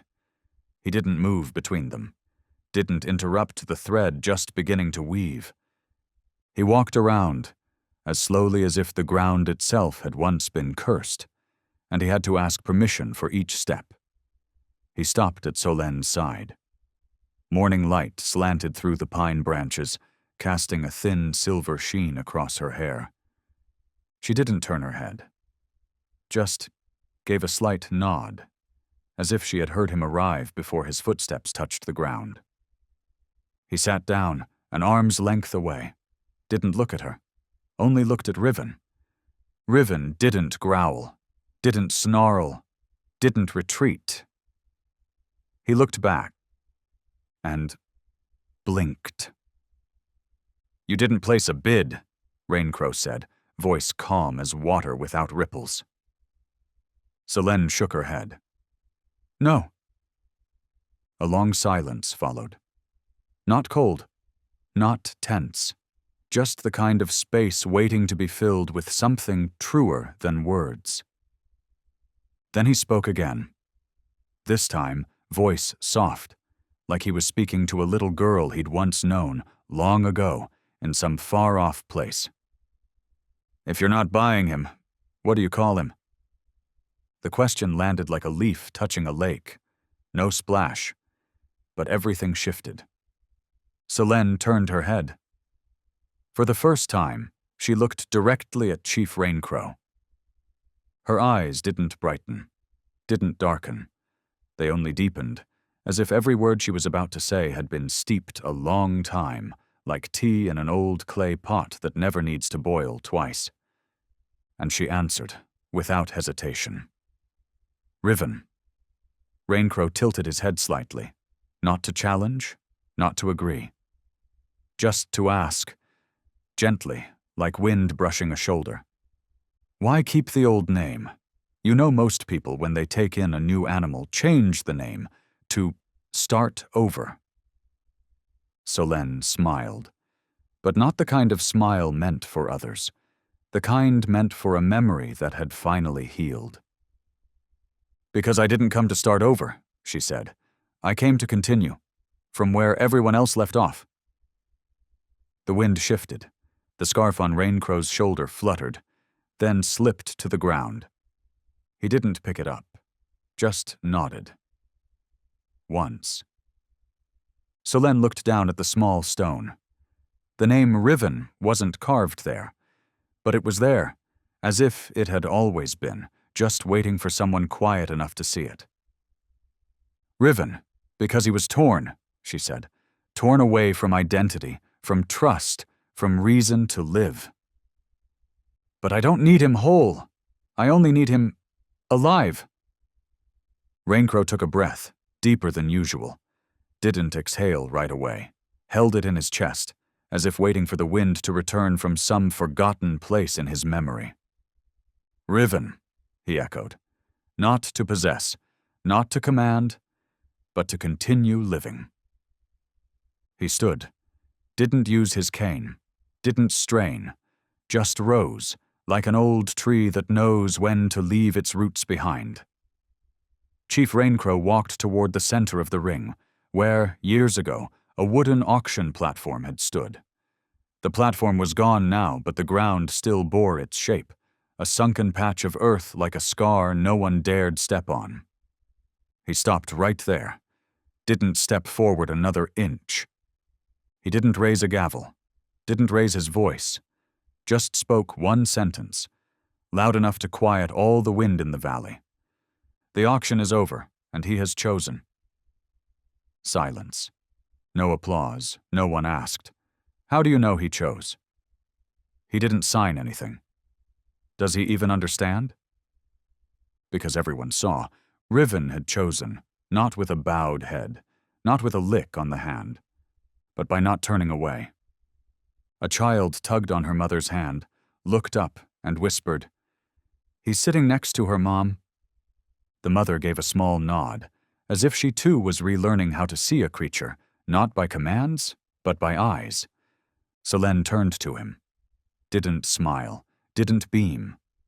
She simply said, softly, as if repeating what he had always known. "From now on, you are Riven. Not because someone named you, but because you didn't let yourself be erased." Chief Raincrow pulled from his pocket a small wooden sign, painted white, its edges chipped. On it, only 2 words, hand-carved. Riven, chosen. He fixed the sign to the pine post where once hung the names of dogs marked as unadopted. Just beneath it had long rested a large, weathered plank, stained by years of mud. "Not yet claimed." He removed it, without a hammer, without help, with his own hands, slowly, as if lifting a curse. Then he walked to a small clay furnace near the base of the tree, once used to burn the files of unrecoverable cases. They called it the Forget-Me Furnace, but today it would remember. Raincrow placed the old board into the flames, lit the fire. Not big, not fierce, just enough to burn slow, so everyone could clearly see. The label "Not Yet Claimed" no longer existed. Then he turned back, stood in the center of the ring, and for the first time that day, he began to ask, not to hear answers, but so everyone might hear themselves. Did anyone ever ask why that animal growled? No reply. Did anyone ever ask why he turned his face, but didn't bite? Still silent. Did anyone ever wonder if he remembered anyone at all? A young man bowed his head, for reasons unknown. Did anyone, upon seeing the scar around his neck, ever place a hand on their own heart and ask, if I were held for too long, would I even know how to live free again? No one moved, only the wind brushing gently through the branches. Chief turned toward Serene. His voice was slow but not sorrowful. And in the end, did anyone dare look into those eyes, not hoping for affection, not hoping for a wag, not hoping for some positive sign, but simply to stay because he deserves to live? An older woman began to cry, not from pity, but because she remembered herself, the part of her that once just wanted to be seen, without having to offer anything back. Raincrow looked around. His gaze didn't linger on anyone too long, but each person he met eyes with felt as if they'd been illuminated or quietly questioned by something ancient. I used to think auctions were for choosing, he concluded, but it turns out they're for waiting, for a soul patient enough to ask for nothing, to impose nothing, to need no proof. From then on, no one asked, how's she going to take him home? No leash. Because Riven had already gone, not with a lead, not with an order, but with a place to sit, and someone who wouldn't walk away. Solen's house sat near the edge of the eastern woods, a small oak loft with a low roof and weathered brown shingles, no fences around it, no alarm bell, no nameplate, no floodlights, only a window that stayed slightly open, and a wooden porch overlooking a slope of soft grass where moonlight could reach without being blocked by anything man-made. Serene made no special preparations, no mattress laid out, no toys bought, no food scattered as a trail, no blanket scented with something familiar. She simply opened the door and waited. Riven came. No call brought him, no leash led him, no one guided the way. He arrived on the morning after the auction, in the gray blur between mist and light. Not fast, not slow, just enough for a creature long withdrawn from all touch to choose a new destination on his own. He stopped at the steps, didn't climb, just stood, far enough to turn back if he needed to, close enough to know someone was waiting, without forcing him. Serene stood in the kitchen, didn't come out, didn't kneel, didn't reach out. She only tilted her head, as if posing a question without words. If you're here, then this is home. And Riven stepped inside, not following a cue, not drawn by food, not because anyone called, but because he wanted to. He chose a spot near the door, not close to the kitchen, not near the bed, not beside the table. He didn't sprawl like a house dog, didn't curl up like a wounded animal. He lay on his side, eyes open, ears alert, mouth still, but his chest tensed, as if holding a breath caught between two worlds. Serene didn't touch him, didn't approach, didn't place a hand on his head, didn't say, "Good boy, you made it." Because this wasn't redemption. It was permission to go on living. That first night, Riven didn't sleep. He made no sound, didn't pace like a nervous dog, didn't growl, didn't whine.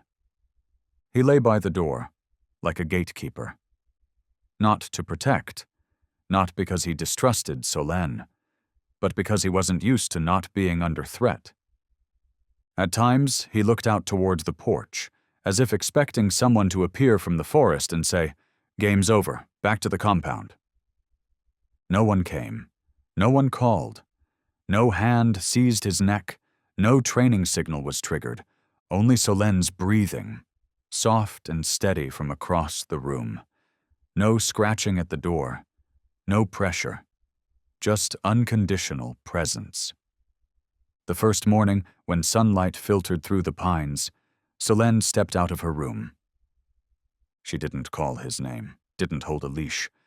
The door was still open, and Riven was still there. He didn't lick her hand, didn't leap in joy. He just turned his head, glanced, then looked back outside, but didn't leave.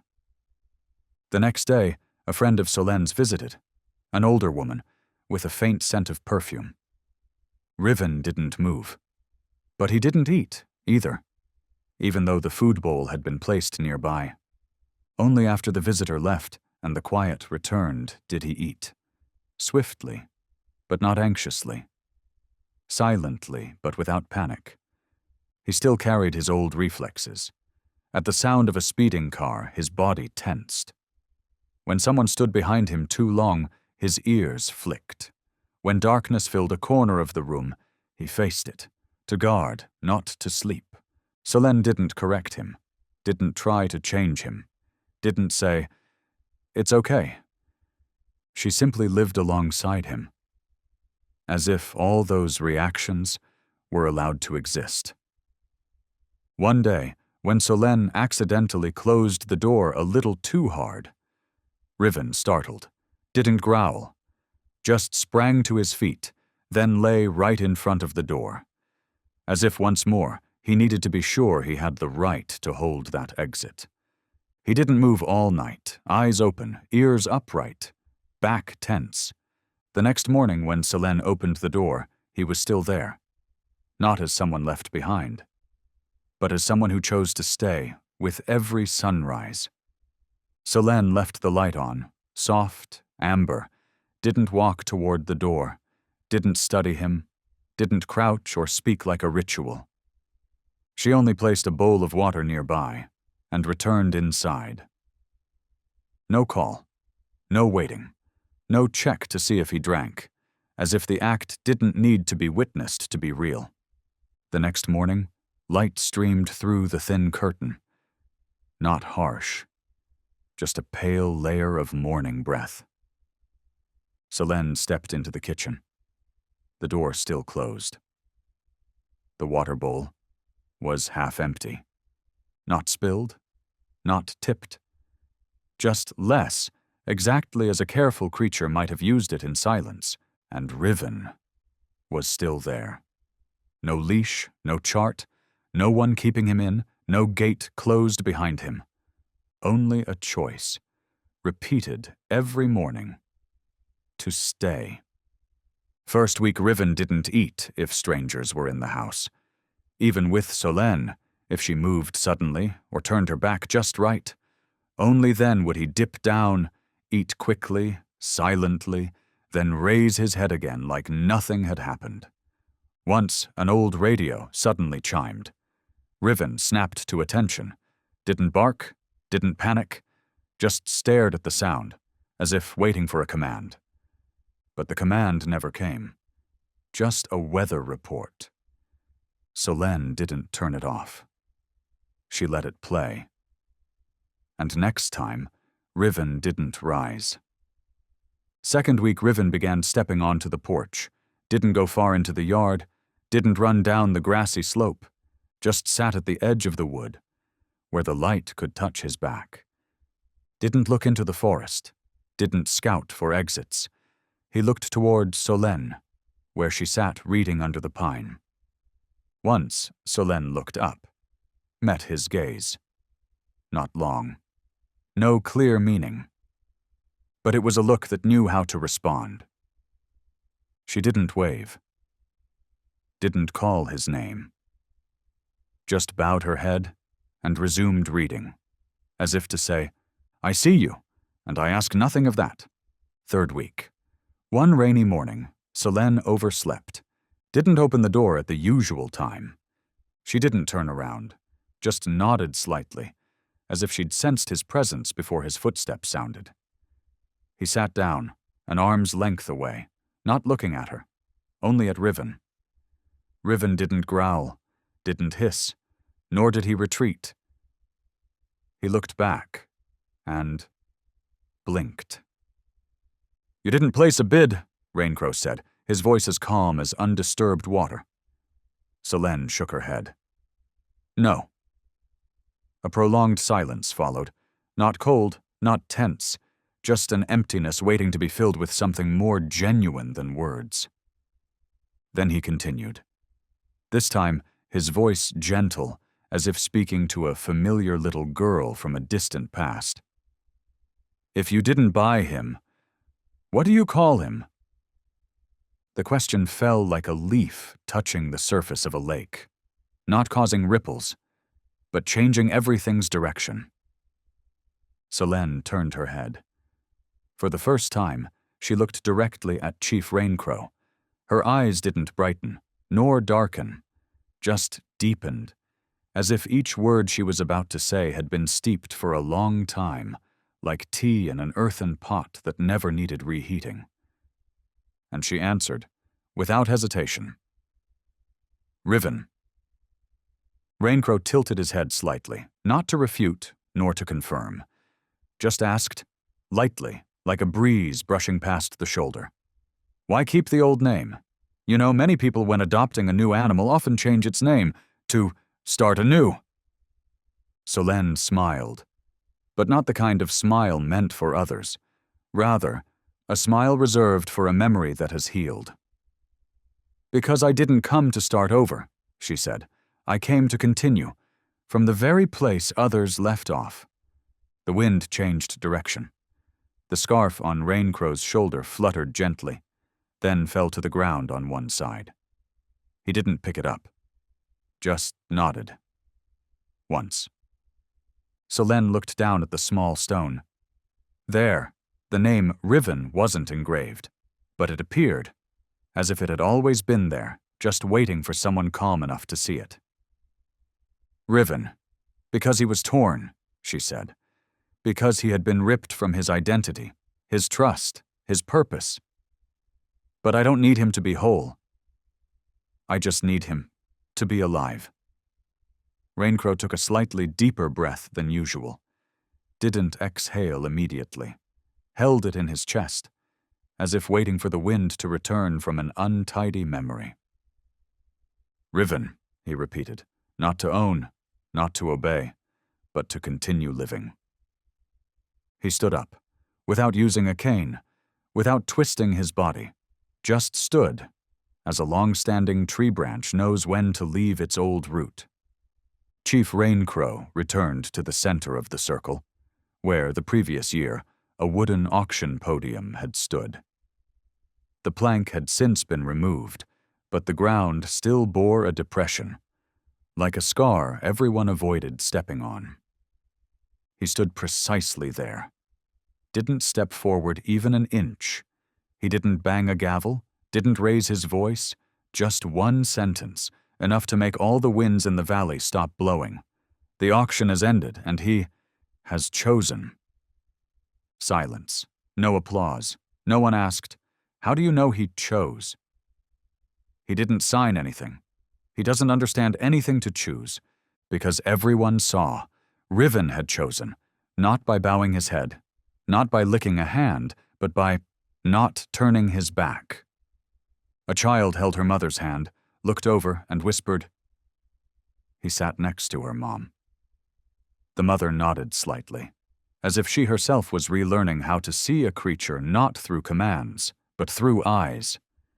Serene turned to him, didn't smile, didn't rejoice, just said very softly, as if repeating something he had known for a long time.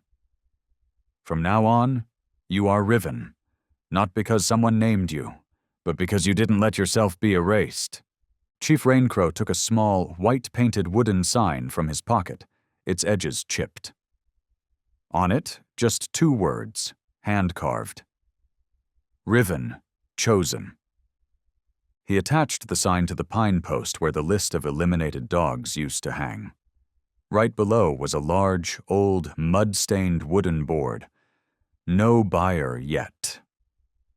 He took it down, not using a hammer, not asking for help, with his own hands, slowly, as if removing a curse. Then he walked toward the small earthen kiln near the tree's base, where, in the past, papers of unmanageable cases were burned. People called it the forgetting kiln, but today it would not forget.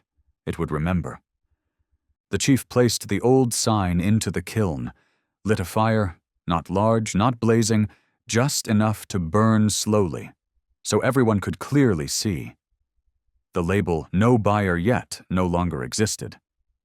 Then he turned back, stood in the middle of the circle, and for the first time that day, he began to ask. Not to hear answers, but for everyone to hear themselves. Has anyone ever asked why that animal growled? No one answered. Has anyone ever asked why it turned its face away instead of jumping to bite? Still silence. Has anyone ever asked whether it remembers anyone? A young man bowed his head, unclear for what reason. Has anyone, when seeing the scar around its neck, ever placed a hand on their heart and asked, "If I were held back too long, would I still know how to live freely?" No one moved, only the wind, blowing very gently through the treetops. The chief turned to Serene, his voice slow but not sad. And finally, has anyone dared to look into those eyes, without hoping to be loved, without hoping for a wagging tail, without hoping for any positive sign, just to stay, because it deserves to live?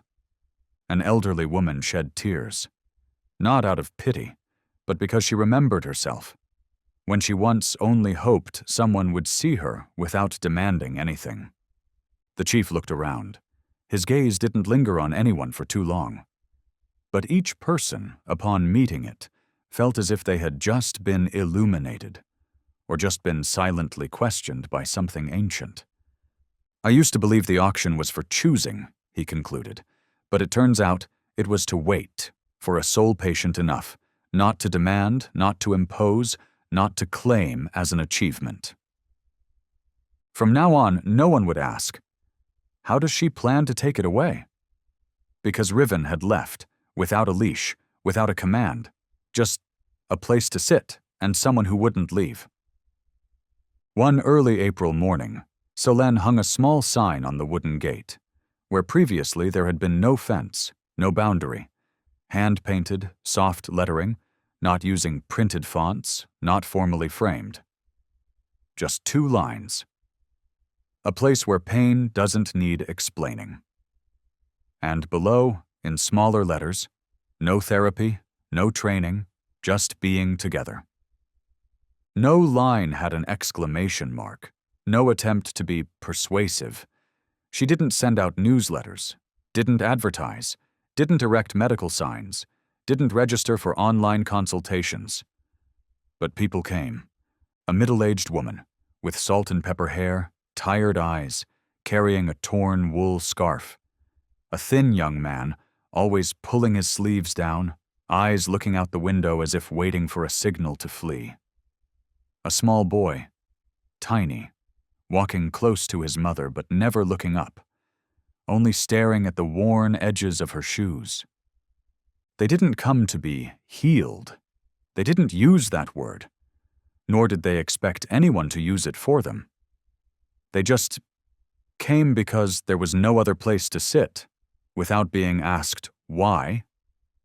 Serene didn't ask, didn't fill out information forms, Didn't start with, "How are you feeling today?" She just poured tea. Hot tea, unsweetened, ceramic cups, not matching, sat together or not, depending on what each person wanted. She suggested a few seats on the porch or by the window where the sun didn't shine directly. And Riven did nothing. He didn't approach anyone new, didn't nuzzle, didn't lick hands, didn't sit in the right spot to create a sense of safety. He just chose to sit next to the person trembling the most. An elderly man, once a firefighter, sat curled in a corner of the yard, hands clasped tightly, eyes fixed on the calluses that once held a hose amidst flames. His shoulders trembled slightly. Not crying, not speaking, just trembling, like a guitar string stretched too long without release. Riven approached, didn't look at him, didn't touch, just lay down about half a meter away, turned his back, not defensive, not approaching, just lay there, as if saying, "You can turn your back and you won't be hurt." 3 sessions. No change in position, no change in attitude. On the 4th session, the man gently touched Riven's back. Not firmly, just enough to feel life's warmth. Riven didn't turn his head, didn't react, just breathed, slowly, steadily, like a lullaby without music.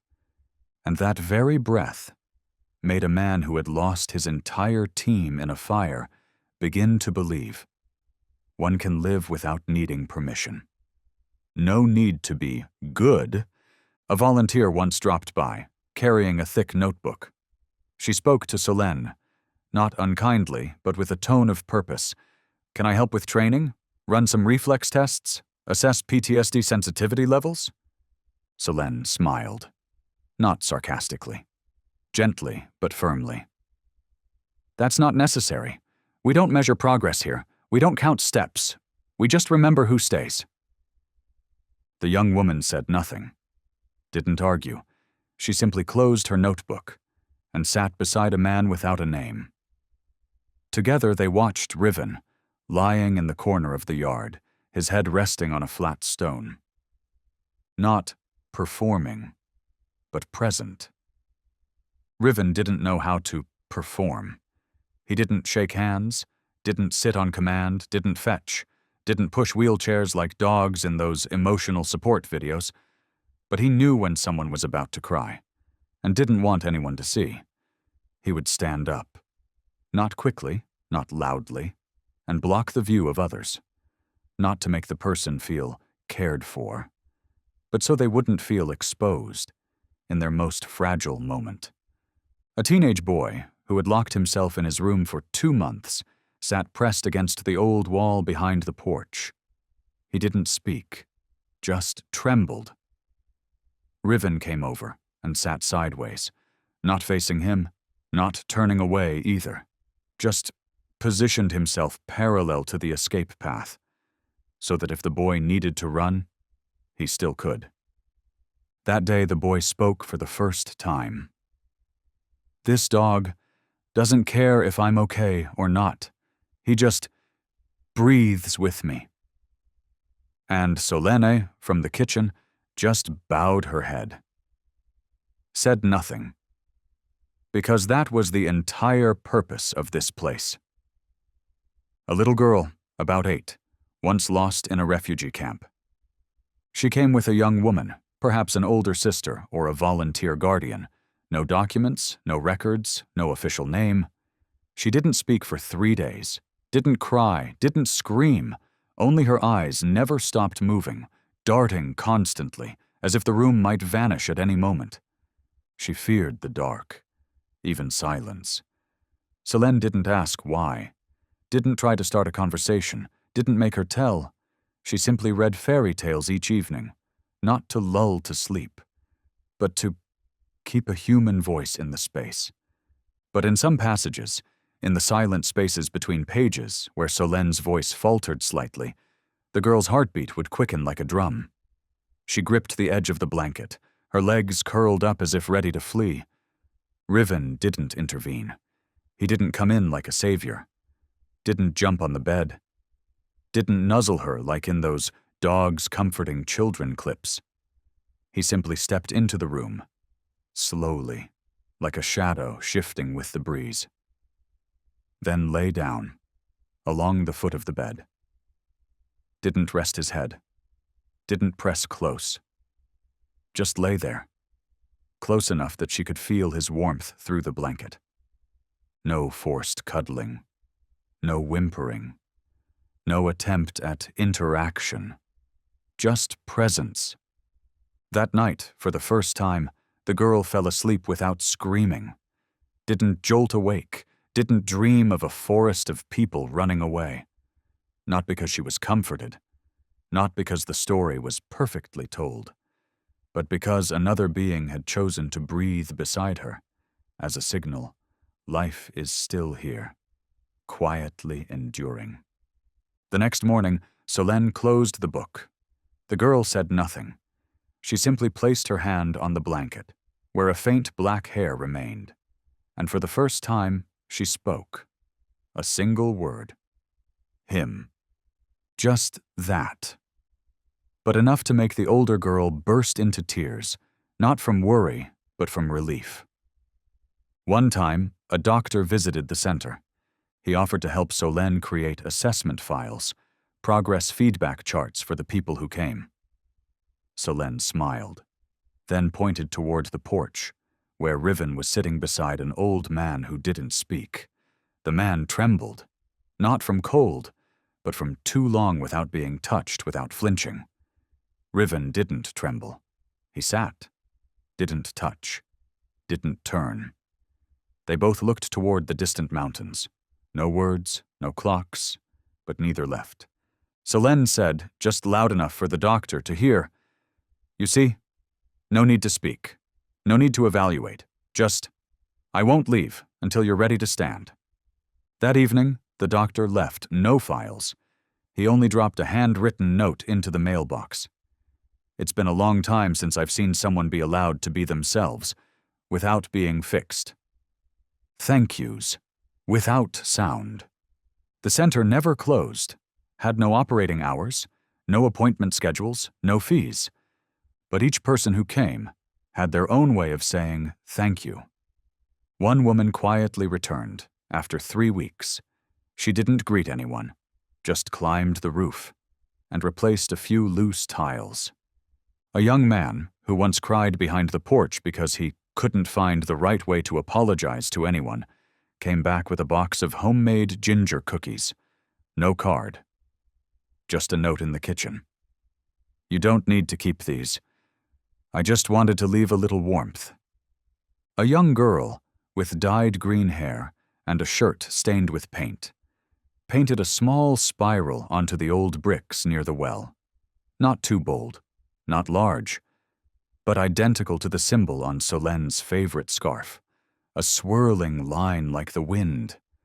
No one called Riven a therapy dog. No one gave him an emotional support tag, because no one needed to name something if its presence was already clear enough. No one called Riven a therapy dog. No one hung an emotional support badge on him, because no one needed to name something when its presence already spoke for itself. Years later, during a dry, crisp autumn when the leaves fell earlier than usual, another auction was held at Sage Hollow. It wasn't grand, it wasn't loud, just a few wooden benches rearranged, a couple of white tents pitched, and the old auction podium dusted clean. Chief Raincrow was no longer there, but his name still echoed, passed down like a valley folktale between generations. Children tugged at Serene's sleeve. They were used to her silvering hair, her worn scarf, and that quiet gaze that never raised its voice. "Auntie Serene, was it true that Riven didn't turn away when you came close? Why didn't he growl at you?" Serene didn't answer right away. She looked into the distance, toward a dip in the grass where the last light of the day slanted across the trunks of white pines.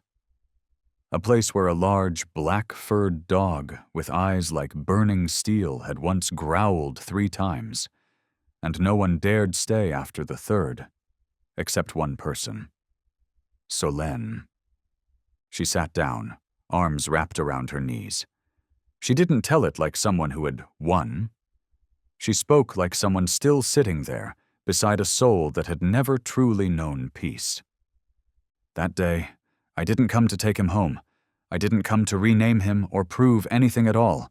I just stood still, because I had nowhere else to go, and he looked at me, then growled. The children's eyes widened. You weren't scared? Serene shook her head. A slow shake, not to deny fear, but to affirm that some fears matter less than the fear of being the next to walk away. I was scared, she said. But I was more afraid that once again someone would growl, and no one would stay. Now the wooden house by the forest's edge still stands, not big, not small, virtually unchanged over the years. Still no fence, still no nameplate. Just a circle of stones where people once sat. You could sit alone, you could sit together. No one asked why you came, no one asked when you'd leave. Beside that ring of stones is a low wooden bench, just the right height to rest an arm, and just enough for a dog to rest his head, without needing a cue. Riven, once the name scratched off every rescue list, once the name no one dared say aloud nearby, now walks slower. The fur around his neck has turned silver, but his eyes are the same as they were in the beginning, deep and not easily judged.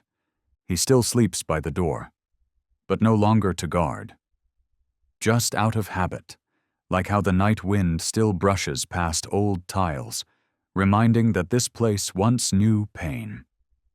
Serene is no longer young, but her back remains straight, her eyes bright, and her voice, though lower, never wavers when she speaks of choosing to stay. A young woman, new to the center, asked curiously, "Why didn't you train Riven to shake hands, lie down, sit, like other therapy dogs?" Serene was cleaning an old sign, but paused. She ran her hand over a faded carving on the wood, where the letters from years ago still lingered. Because he didn't come to make anyone feel better, he came to show them. Even if you growl, even if you tremble, even if you can't name your pain, there is still a being who will not turn away. The girl fell silent, then turned to look at Riven, lying beside an old man with memory loss who kept asking, "Where am I? Who am I?" And Riven didn't answer. He just laid his head gently on the man's knee, as if to say, "Even if you forget who you are, I still remember that you are human." That autumn, a new auction returned to Sage Hollow. Chief Raincrow was no longer there, but the old wooden podium stood again. The white pine, now taller, roots sunk deeper, still stood where it always had, as if no season had ever dared move it. The dog was brought out. A few people came to try. There was no growling, no particular reaction, but no spark either. The children followed Serene. They had grown up with the story of the dog who growled 3 times, and the one person who didn't walk away. They asked, "Did he not turn his back because you were good at it?" Serene smiled, not the smile of someone receiving praise, but the smile of someone who once learned something that can't be taught. No, he didn't turn away, because that day I was the only one who didn't leave after the growl.